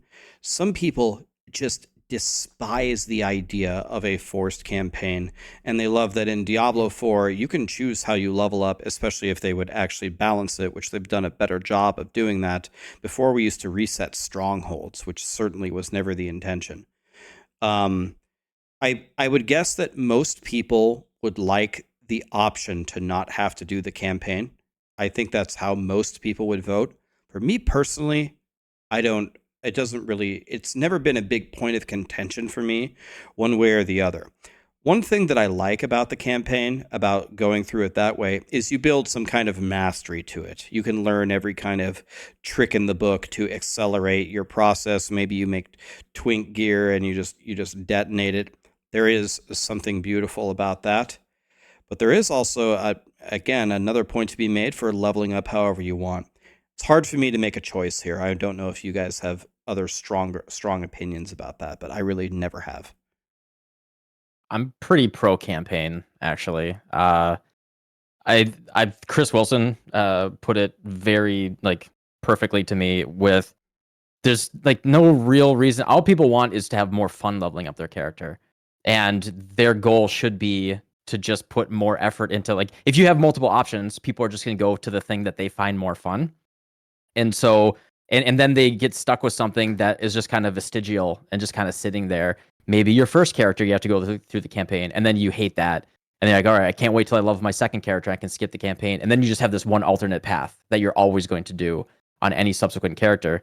Where instead, you can just focus on trying to, and this is not really a thing that anyone's really doing right now, but this is what Chris said that they should do, is just try to make the campaign more fun. Find a way to make it an interesting and engaging thing to do multiple times. And I mean, for me, I find it enjoyable. Like, I actually really enjoy the contrast of, all right, I have this character, level 100 character, blasting whatever, and now I'm starting from scratch. I get to go through that whole experience. Maybe I twink it, maybe I don't, and I get this level of mastery. I can time it. I can see, I can do it deathless. I can get memorize certain locations and pass and get better at it. And eventually, right, at the end of the day, like, you can get it to a time, like, they would be incentivized to make the time very, very similar anyway. So, like, if you could just do endless delve to level to 70 versus doing the campaign, they would be incentivized as a developer regardless to still make it take 5 to 10 hours. And I, as someone who's done endless delve races a few times, I think most people would probably get sick of that. You get sick of that too. And they're like, okay, well, you gave me the campaign and Endless Delve. Where's Endless Breach? All right, well, now I'm sick of Endless Breach. How about Endless Blight? And it becomes this cascading issue where really you could invest resources into just streamlining the campaign, making it fun, engaging, just maybe juice up the loot a little bit as you do it. You get a little bit more of those fun experiences of upgrading your character. And that's actually something that they did this league, crazy enough. And the Necropolis announcement, they said there will be hidden encounters in the campaign now, and they showed off you can get like double corrupt temples during the campaign, or you can get like accosted by a group of Brutuses in like Act 7, and maybe they'll drop like guaranteed uniques or something. And I think adding things like that to make it kind of engaging and unique for just like one focus path is generally going to be a better use of resources as a company than trying to maintain like 3 different things that everyone's equally bored of at the end of the day. I think you put it really well, and I'm actually very excited to see the new campaign like on Friday when the league launches. And like, okay, like generally I'm kind of a campaign enjoyer. Like, I don't really mind doing a campaign, and I'm actually somewhat of a renowned enjoyer in Diablo 4 as well, unpopular opinion. But I actually kind of like doing that. It's kind of like a one-time thing per season. But yeah, that is gone now. And yeah, I do appreciate that I can just like start a character and do a bunch of different things. But I also like that you have this kind of like, like kind of streamlined progression. Okay, you go through the campaign and kind of like how you said it, like, you have this sense of familiarity and this kind of sense of progression. And, okay, now it's this boss, now it's this boss. And every time it's going to feel a bit different depending on the build, depending on the drops that you had. And I kind of like that, to be honest. And if they actually spice it up with some cool little, text here and there, and there's like, this encounter, and like suddenly there's like they show like this omen and you get like Soul Eater for 5 minutes, that's gonna be like this kind of like memorable fun part of the campaign where you had this buff, and then maybe there's later on you're gonna get like some cool choice of a unique, and can use that to like speed it up. That'll be kind of fun. So I'm really excited to see what they did there, and maybe they're gonna do more like that in the future. And this could also be like kind of like a model for PoE 2, I imagine. Yeah, I think to play devil's advocate here, I'm not saying that I agree with this, but in having conversations about this over the years, people will say things like, well, I go through the campaign and I get to the end game system, all the beautiful systems that Path of Exile has, and we as content creators, we like to game probably a lot more hours than most people do, and we also can because it's our job. But the thought for a lot of casual people of, if I want to make an alt, I have to go through another 10 plus hour campaign just so I can get to maps, is just devastating to them. And another thing that is difficult for me to solve as a question about leveling up again through the campaign or multiple different things is, at the end of the day, what I want to do is, the progression system of a game usually has all the best stuff in the end game. So usually whenever I make a second character, my only thought, without any concern for fun, is how do I get to the end game as fast as possible just to get the really good stuff? So it seems like one way that Path of Exile is trying to solve that very, very difficult question to answer is by putting some very valuable things and some surprises in the campaign, which is exciting, and it will bring back some people, and that is working toward a solution. But that overarching problem of, what is better than just rocketing to the end game on your second and third characters just to farm the juiciest content, and everything else is just sitting in your way? I think that makes it very difficult for a campaign to be very, very enticing for people. It's not like Diablo 4 does leveling very well, but at least one option in Diablo 4 is, when I'm out of gold while I'm leveling up, I can go do a Tree of Whispers, and then I'm going to have gold for the end game. Just to play devil's advocate of some arguments that some people may make. I think that's totally fair. And I think that's what I hope that they're trying to do with the new stuff that they're adding in the campaign, that might accelerate you getting to that end game and maybe be usable within the end game as well. Like, if you could get a double corrupted helmet that has power, charge, and life or something on the implicits, that could actually be just a nice, valuable item in a moment of joy that can happen. I think that's the big thing, is right now the campaign, there's no moments of joy. It's like very streamlined, and you're just, okay, I know I can do this in 5 hours. I've practiced it. I got my POB on the other monitor. I'm following the skill points perfectly, and I'm just going to do it. And then, and then I have my plan for unlocking the Atlas, and then I'm going to start to blast. And you just have this set 5 to 10 hour period where it is a chore. There is nothing fun, objectively fun and unique or interesting that's going to happen. I'm just going to get through that chore.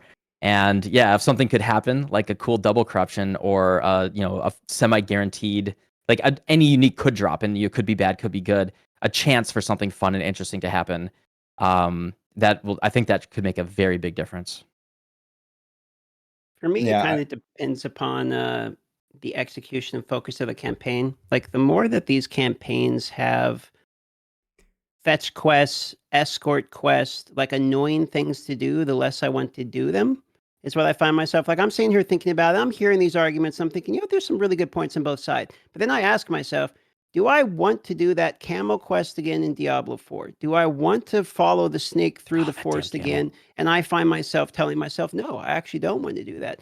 But whereas I'm thinking about PoE 2, and we got to finish the campaign now and see what we think. But I'm thinking, okay, the bosses are enjoyable. So I could see myself enjoying replayability in the campaign. I think it depends upon the game's execution of the campaign itself, and whether or not I find the campaign as enjoyable in a replayable fashion. Because to Raxx's point, by the time I get onto alts in whatever given league or something like that, the willingness of me to run a campaign over and over again starts to diminish with the more characters I create.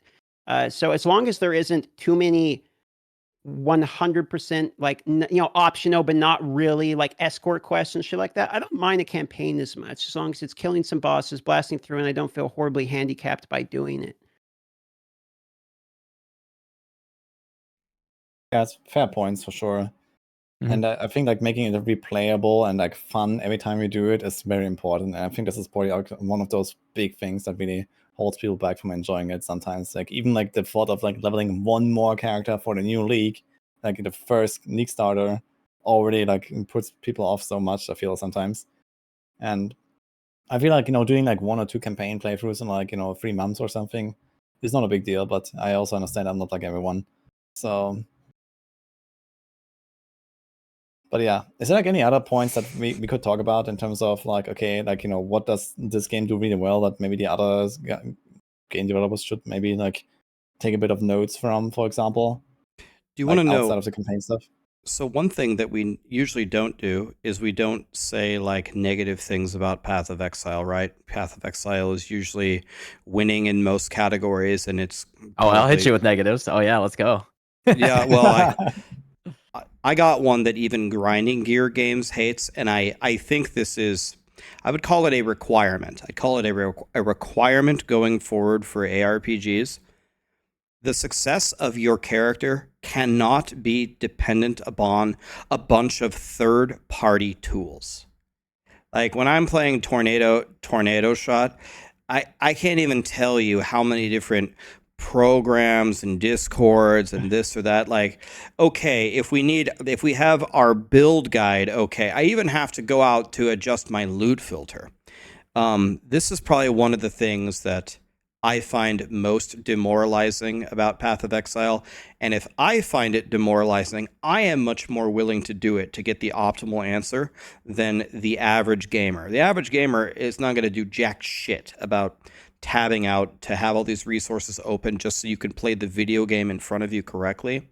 I think this is a requirement that must be abolished going forward in ARPG design, where, for example, last Epoch has the in-game guide in the game. They put the trading thing in the game. They put the loot filter in the game. That's something that I think I would love to see it just completely go away. Yeah, I don't think anyone loves all the third-party tools. It's POB is so there a lot of them we can solve. So Filter Blade 100%. That's just like crazy. That like to know what item like think of what this does. To know whether the item that dropped on the ground is worth picking up, you have to go to a third-party tool, possibly spend hours. I spend hours every league customizing the colors and the sound effects and everything just to tell me whether I should stop and pick up this item. And if I, God forbid, I ever press Alt, because there will be so many items that dropped on the ground, the game will crash. The loot filter is literally mandatory to play the game. And anything that ships with the game, like it comes with a default loot filter, guarantees the game doesn't crash, but it does nothing more. That's crazy. And then I think the other one that would be easily replaceable for them would be Awaken PoE Trade. That's the one where like, okay, you guys own the trade website. You guys, you have that. Like that is hosted on your own website. That whole interface of, hey, let me price check this item. Let me check off what things I want to price check against. And then, hey, whisper these people. I mean, that's already so esoteric. We shouldn't get into trades like something else. But that whole thing, like the fact that you have to have a browser open, and then a third-party tool just to tell you what to type into the browser to find the item that you dropped on the ground and to find the price of that. Like that's they own the website. That is all stuff that they could integrate. And just getting rid of those two third-party tools, 100%. I think that would go such a long way. POB is a whole different beast though. And that's kind of a consequence of the complexity of the game. And I actually don't like that. That would be a different discussion, I think. But yeah, we could definitely simplify a lot. I'd be interested to see, to your point about price checking, et cetera, with trade, because of the way trade's going to work in PoE2, if they could actually implement something like that fairly easily, considering that we're getting the auction house, et cetera. So it already exists. It already exists in the console version of PoE1. Like all they have to do is put it in the PC version. Like the crazy thing, look up the Chinese version of PoE1. It's got a lot of pay to win stuff. It's got like some awful stuff, but the Chinese version has crazy things, all sorts of crazy things and interfaces and everything. And the console version has like actually a pretty clean trade interface already.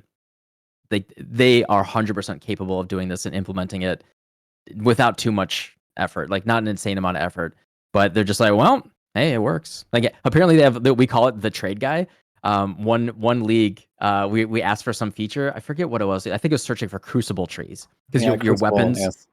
Yeah. And so Chris was like, well, I don't know if that's going to be on league release yet. Let me see if the trade guy is going to have it ready.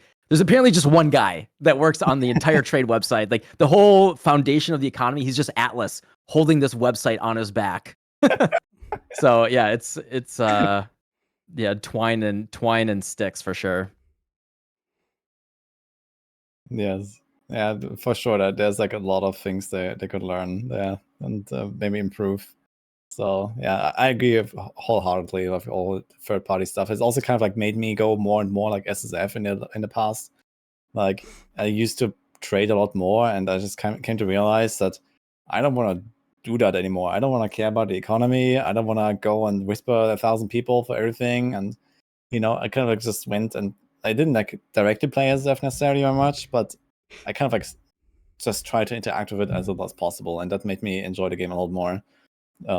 Mostly due to the fact that it's such a hassle. So yeah, I hope that is going to improve. And I guess same story for Diablo 4, right? I have barely traded in Diablo 4, and I guess it's like much less necessary. But I guess in the following patches that might become more of a thing. But it's like such a hassle to like try to find an item and then try to invite someone. You have to add them, and like, oh my god, man! Like, yeah, last Epoch definitely has like the by far the best implementation of that, I guess. Return of the real money auction house in Diablo 4 incoming. I made some good money off that thing. That was a great couple of weeks. If you, Amazing, yeah. I mean, if you just think about it in the most basic fundamental sense, without diving in at all, imagine that in order to correctly play a video game, you need to tab out of that video game. Like even if you want to look at it from a bottom line perspective, from a purely financial perspective, getting people to tab out of your game cannot be good for you. So, yeah, I mean, yeah, fair point, I guess. Yeah, Okay, it's one of those things where, yeah, if you look historically, they don't want this stuff in the game. That's the other thing is I anticipate now that Mark is the game director of PoE1 instead of Chris, that we may start to see some of these bigger changes happening. Like we already see all this quality of life stuff happening this league. Traditionally, they were like trade. The only way you could trade was go to Lionize Watch and talk in global chat and be like, hey, I have a 40% res gold rim. Does anyone have 10 chaos? And that was the only way to trade. And then people were like, this sucks. And GGG was like, all right, well, we'll let you list them on the forums. And so like the only way to trade was like, all right, I'm going to send the person a DM on the forums. And then maybe on the third blood moon next month, he'll come back and we can log on at 6 p.m. and meet each other in Lionize Watch. And it's just been the ball's kind of been rolling from that, where what the vision is and what they want is like really close to like early Diablo 2 trading, pre Stones of Jordan even. And people are like, all right, I'm gonna put 1,000 gold on the ground right here. You're gonna drop the +1 skill charm over there, and we're gonna walk. You're gonna do like a high noon, and we're gonna walk past each other, and we're just gonna pick up our items on the other side, right? and That's like kind of the vision. And you make sure you're going outside, because then you can teleport back inside and get both items. Not that I've ever done that. That guy with the Enigma chest. Yep, that Enigma. Oh goddamn, yeah. Yeah. So, but that raises a philosophical question, though. So, this is going to be deep. So let's think about this. If Path of Exile does not implement trade in the game, but people trade in Path of Exile via third-party apps, is trade in Path of Exile? It's like Schrodinger's trade. Is it in the game, or isn't it in the game? Well, if I can right-click on somebody and click trade, it's probably in the game. That's exactly what I was going to say. If you don't want trade in the game, get rid of the trade button. Yeah. Why is there a trade button if you want to get rid of it? There is trade in the game, right? Because you can go on third party and trade. So, I mean, we've reached an inflection point here. Take away the trade button, or help us, Yeah. No, I'm with you. I'm pro quality of life for sure. That it's the fact like Awaken PoE. I still every league I get dozens of people being like, "What's that thing that you use in a price check?" And I'm like, "How the hell are you playing the game? You don't have Awaken PoE trade? What the hell?" Yeah, the game's like unplayable without it. Yeah. every time I price check something, I get exactly that. Like, like even me, like, when I casually stream like some PoE here and there or something, that's like, hey man, what is that? Like, I've been playing PoE for so long, I haven't seen this, and like, whoa, like, Yeah. it's kind of crazy to think about. But yeah. But yeah, I totally agree. I think that GG has earned a lot of pluses, I guess, from this league and from the past few leagues where they just implemented some more like quality of life stuff, like all this shift, control, click, a stack of currency, and like these kind of things. I think they just make the game better with no downside whatsoever, right? Like, this is how the game works. People do trade, and it just sucks that you have to click on your chaos like 200 times to fill up your inventory and then put it all in the trade window. And yeah, just these little things, but they have such an impact, right? And it's kind of crazy to think that the game has worked for a decade in a certain way, and now they're finally changing it. Like these little things that actually have such a huge impact. Like it's kind of wild. Well, also like these other changes they made over time, like for example, dropping like stacks of small currency instead of just individual like 10 scrolls and 10 transmutes everywhere, and like these little things, right? But they're so important, I feel, and they don't take anything away from the game. They can only make it better. So yeah, kind of crazy how long it took for some of them, and I guess how many more opportunities there are still in PoE, right? to implement stuff like that. It's really interesting. Yeah, old school sensibilities kind of carrying things through all this, and that push and pull, and like the way that it works. Like, so when you guys were talking about last Epoch, and like I'll have the very opposite take here. It's not a very strongly held take, just to hold on. But the whole like pulling the community and listening to them, fuck it. No, like I actually don't do that. I actually firmly believe in, now as a large corporation, whatever, sure, do the thing for them. But as like for me, if I want to make a game, I want to make my game, and I'll listen to your criticism, but maybe I take it, maybe I don't, and like I shouldn't care beyond whether I think it makes my game better, not whether you think it makes my game better. And it's like I at the end of the day, like I view it more as like I'm making a movie or I'm making a book or something like that. I'm not making it for you. I'm making it to satisfy my creativity, and I want to make something that I'm proud of. I want to make it the best that I can. I definitely want to have like editors and pre-readers and people playing it and like get ideas. Like you can only make things better through collaboration, but there should be a hard line where the actual creative vision should hold steady. And like that is actually a thing I respect a lot about GGG, is we're like, yeah, you all are going to hate this. We don't care. This is our vision for what we think is an awesome game, and we're going to make this as our game. And it doesn't matter who the developer is, like as long as it's a strongly held creative vision that is someone's, that is their passion project, that's what they want to make, I will respect that, even if I hate the product in the end way more than some corporate committee designed just corporate product that's just there to make money. So yeah, I just don't really care what the users think beyond ideas. Okay, can I ask you a question on that Subtractem real quick? Yeah. Okay, so do you think that what last Epoch did is maybe does not interfere with what you said? So you said gaming company has their vision, they make it for themselves. What I envisioned that this poll that last Epoch did is they told the community what they were going to do. We are going to fix the bugs in our game, and we are going to fix the overpowered builds, whether it's by a bug or not. That is going to happen. The only thing that they let the community choose is the cadence in which how it happens. They only asked, "Oh yeah, that's totally fine." Yeah, you're good with that, okay? Because I'm totally good with that. Yeah, I just is Blizzard who's the most guilty of doing this? There have just been examples of games in the past. I don't have an example in my head right now, but I know there are times in the past where just the community uproar and people complaining, and then the company kind of or the designers kind of just following what they did, making the game worse, and like the actual vision for and like the soul of the game kind of got lost over time. Kind of just making this corporate product at the end of the day, and it's just I just don't want to see that happen. But yeah, I mean, if they're just saying, hey, should we? Yeah. I can see what you're saying about products that are like unique new products, and I'm sure that if you were meaning like Halo, for instance, you have to respect the original IP. So it's the take is a good one. I think when you're making something that is like a unique, fresh vision, and then maybe when it comes to like stuff that's based upon other things, this is why we see the community like get more angry when oh, but my nostalgia, like you're influencing something that like D4 as compared to D2, right? Would you say that in scenarios like that one, would you listen more to community feedback when it's based upon something that's not an original concept, but is a follow-up on something previous? Because I think this is an interesting train of thought.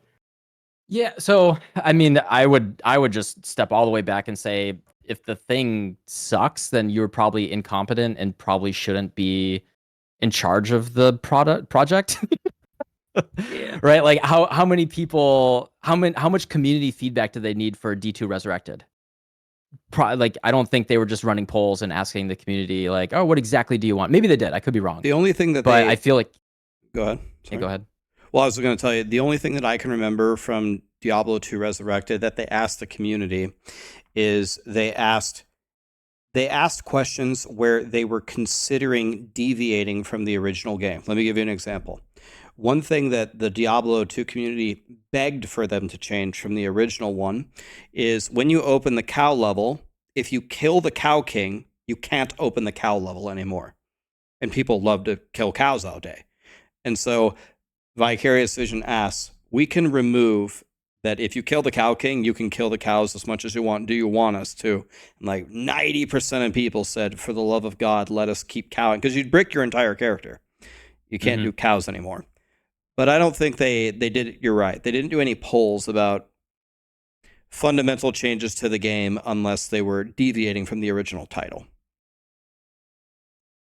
Yeah, I think like using this polling in like very like in imprecise topics and like very like something that maybe the developers themselves are unsure about. Like it doesn't really take away from the vision of the game when they make a poll and ask Epoch and say, hey, we're planning to nerf the stuff. Like, is this like what we should be doing or not? Like, this is a kind of like a unique new situation, I guess they find themselves in. Like they have these overpowered builds. People are complaining that only those two builds are the thing to play, and everything else is kind of left in the dust.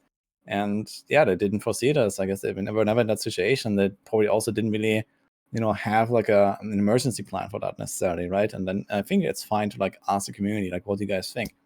Yeah, But obviously like for like the PoE standpoint, like okay, PoE, like we talked about GG taking risks and making crazy new league mechanics, and sometimes it's hit, sometimes it's miss. And this is just how they develop the game. And I guess if they would go out of the way to like ask the community, okay, what kind of stuff would you like to see? And everyone says we want more Legion and Breach because that was awesome or something. Then you get a lot more mechanics that are just kind of like bland. Okay, mow down a bunch of enemies that spawn out of something, and that's kind of it. Instead of stuff like Blight or stuff like Necropolis or stuff like I don't know what Expedition or something, right?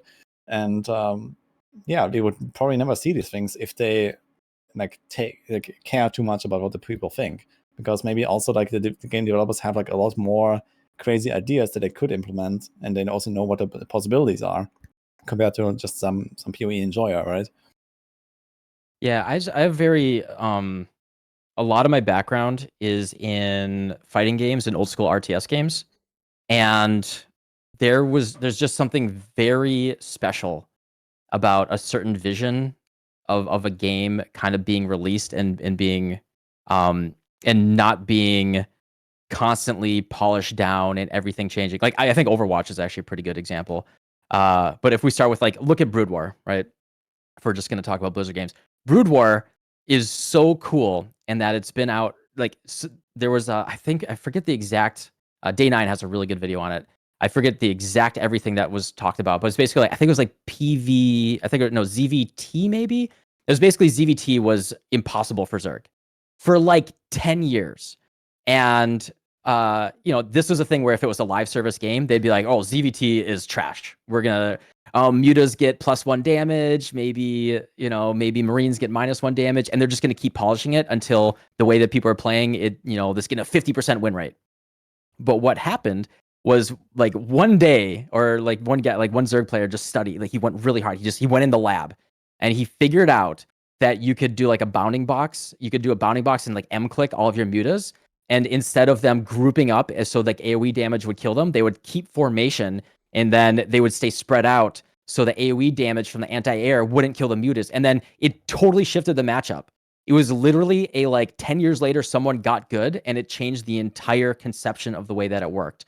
And then on the flip side, you look at Overwatch, where Overwatch, it had some broken stuff, I think in season 1, maybe season 2.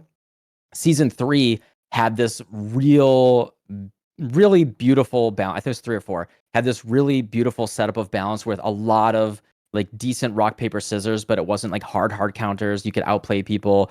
It was really, really fun. It was like the heyday of Overwatch. And then because it was a live service game and they were like, they had this constant community outrage about certain things that are quote unquote balanced, the game got polished and narrowed down into this like amorphous blob of a game for years and years, where like goats was the meta forever. Everyone hated it. Like there were no DPS people playing, and the game really stagnated because it had this like the creative vision was lost after a certain point. And I'm always gonna push up against like that being lost just for the sake of a couple people kind of being unhappy. I'd rather see people take risks and be like, yeah, this thing has, you get a power fantasy, you get have fun. And we always go back to the the OP-ness. Yeah, so I agree with like a point that you made a little bit earlier, where again, just kind of zooming out at the entire topic, I think if a gaming company doesn't have a clear vision for what they want to do with their game, I think it's going to destruct on its own. You mentioned, you were really surprised that, Diablo 4 went through the turbulent times that it had and it still survived. I agree with that take, and it looks like now they're starting to get an idea of the direction that they want to take it forward. But I think this is the number one reason why Diablo 4 has had so much trouble.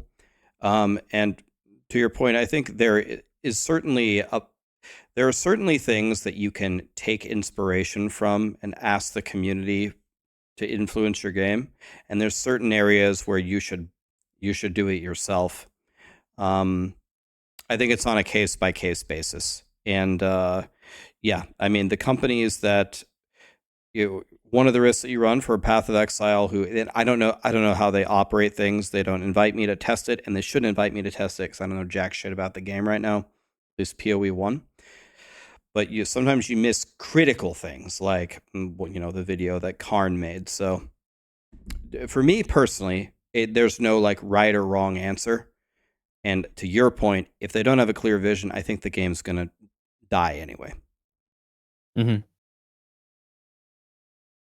Yep, I'm with you. I think community contact is good. Communicating with them, learning from them, figuring out where you messed up. Like, the left mouse button thing that they did recently, and like the call to arms miss. Those were huge misses, and I, just to continue to give them credit. Mark was interviewed just a couple days ago, and he was like, "Yeah, we messed up, and we're gonna keep working on it, and we're gonna try to." That was a thing that we missed. We took your feedback, and we didn't realize the consequences were that bad.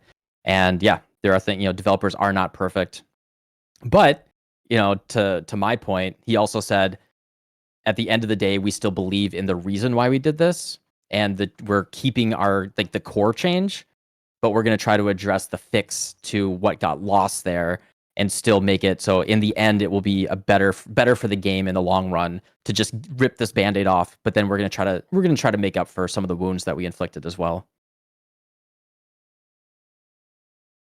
Yeah, for sure. Like it's definitely good to see that the developers can also like agree that something was maybe amiss and a mistake, and then come back from that maybe the next patch or something. And I think that also just makes them get accepted a lot more of their decisions, and makes the community also just like feel more positive about maybe stuff they will try to do in the future to solve problems or come up with like cool innovative leagues or something, right? And it kind of gives you like a positive feel about the future when they say, okay, like this didn't work out, we're gonna try something else next patch or something.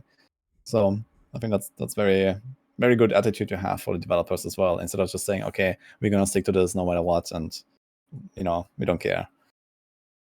So if it's like clearly such a downside to the game and everyone really hates that change, then vision or not, I guess you should definitely reevaluate and maybe provide another solution at some point. Okay. Do you have any other like last points to make here about the general ARPG space or like the development or something? Because otherwise I would wrap it up here. We had actually a very long discussion. It was like 3.5 hours. Real good talk. It was a good chat, boys. Yeah, I had a very good time. Yes, and thanks for joining. So DM, Raxx, and Subtractem, all really big ARPG blasters in multiple games, and I mean everyone knows these names, I guess, or probably most of them at least. You can also give everyone a shout out here if they have mods in chat. But I appreciate very much for you guys to take the time to join us. I'm very much looking forward to the Necropolis League myself, so I guess everyone here is going to be blasting that, and well, let's see what will happen with like the other games, the other patches coming soon. We talked about D4, about LE, and PoE 2 on Horizon. So I think we have good times ahead, and this was kind of like the main reason for me to make this podcast. It's kind of like this uplifting moment right now that I feel is like in the community with like lots of really good stuff is coming, and it was great to talk about all of it with you. So thanks, guys. Yeah, it is a good time for ARPGs. Last Epoch launch into PoE New League into the PTR for D4. It's gonna be a good month, boys. Appreciate you guys. Keep blasting. Thanks. Heck yeah, let's do it again. Yeah. Cheers, everybody. All right. Have a good one, guys. Yeah. Bye. Adios. Bye-bye.